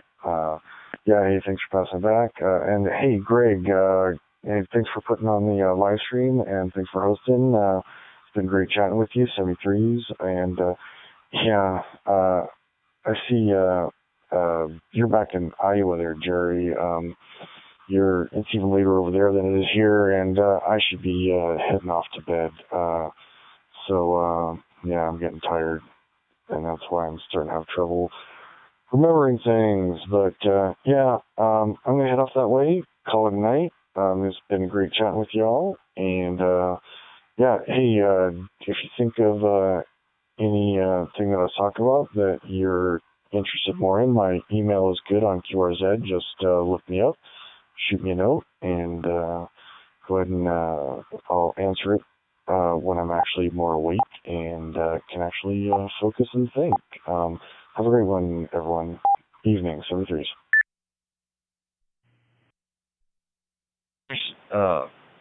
Bear Bryant, maybe 30 plus years. That's SEC football, and I love SEC football, so that's why I love Georgia. I love the Bulldogs, love Alabama. Y'all don't play each other anytime soon, so that's good, so I don't have any enemies coming up. Yeah, I tell you, you talking about Bear Bryant, that brings back a memory from my childhood. I was going to high school, and anyway, as a good friend of mine, he was dating a girl, and her dad was a diehard Alabama football fan. He had a big old larger-than-life picture of Bear Bryant in his living room, and all the little Alabama flags and everything all around in there, and everything. And he found out that my buddy was an Auburn fan, and he turned around and made his daughter break up with the guy.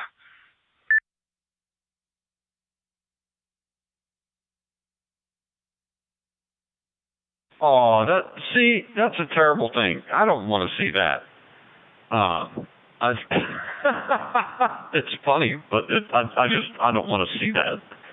I mean, if my daughter was dating somebody from Auburn, I happen to be an Alabama fan.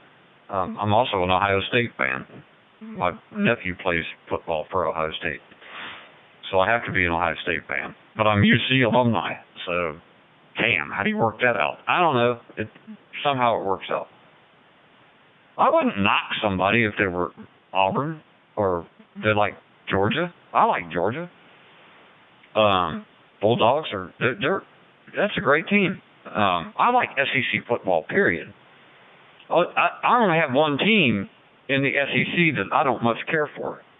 And if I have to pick one that I don't much care for, it's Louisiana. And there's a reason for that, LSU.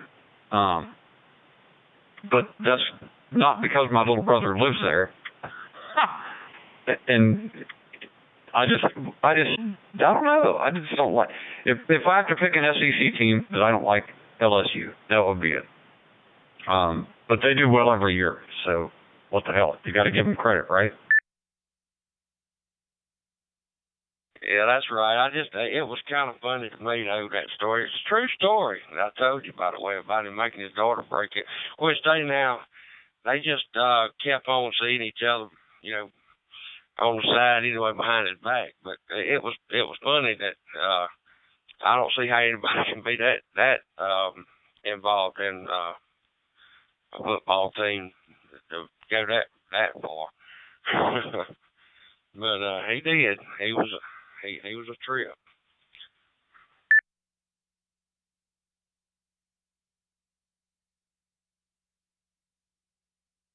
You know what? You talk my language. You must be about my age. I'm 58. I grew up. I played football in high school for Princeton in Cincinnati, and I played football. I almost got a college scholarship and didn't. I went to the Army instead. That's my stupidity, but I mean, it is what it is. Got shot and discharged from the Army.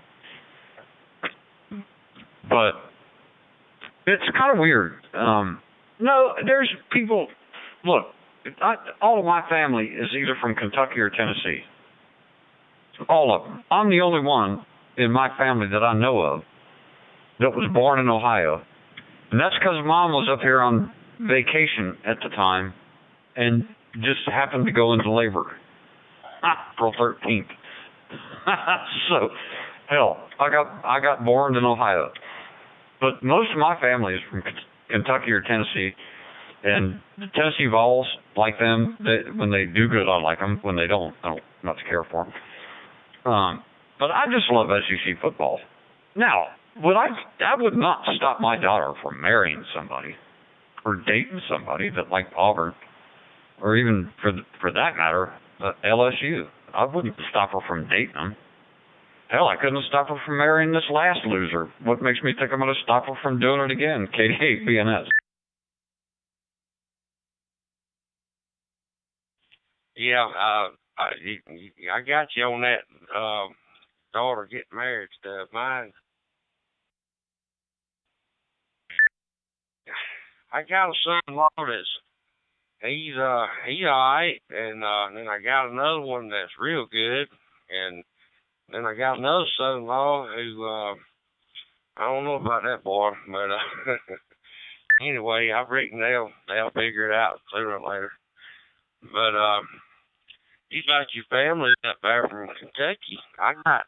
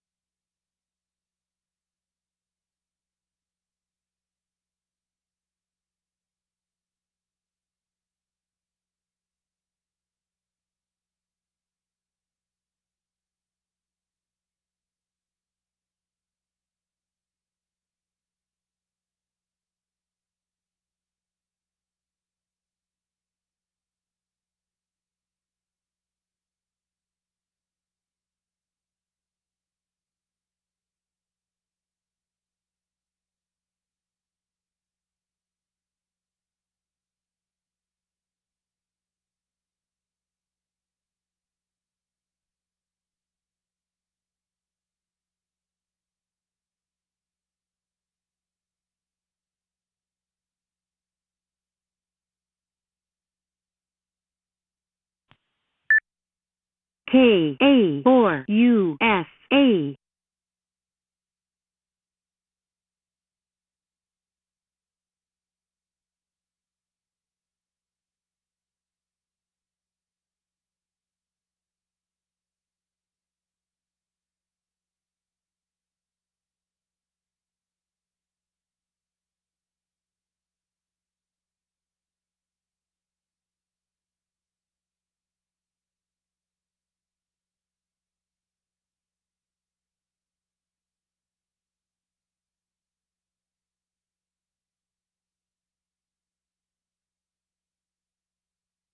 There you go. There's an example.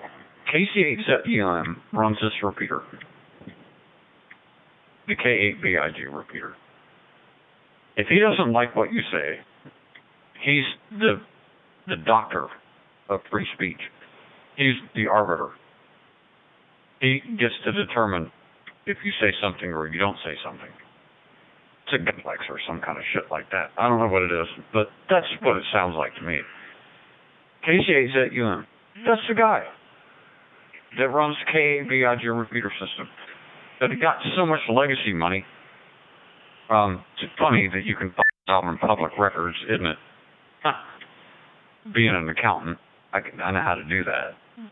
Found out how much legacy money they got. And if he doesn't like what you say, he'll just shut off the repeater. That's a God complex, I think.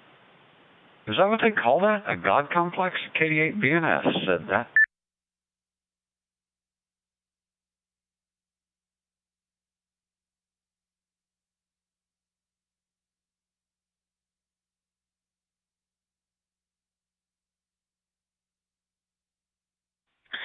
KF0DRB.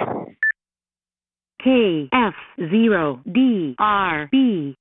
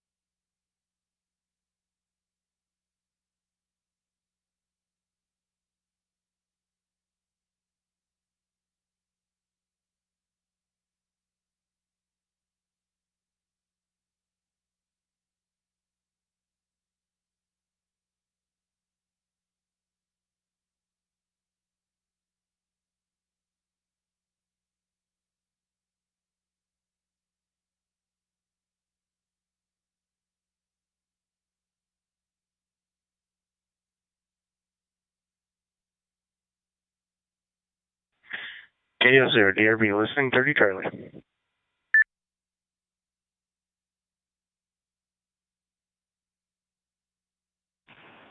Listening from the Gem of the Highlands in Norwood, Ohio, KD8BNS. Well, good morning from Iowa.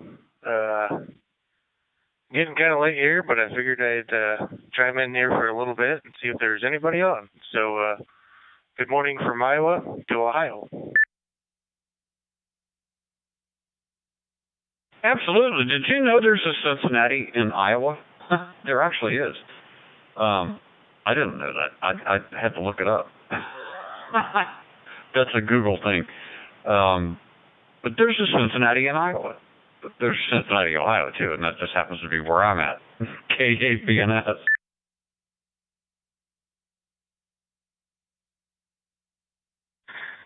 Yes, sir, I did. I think it's right off Highway 5. I'm trying to remember if that's north or south. Let's see. I'm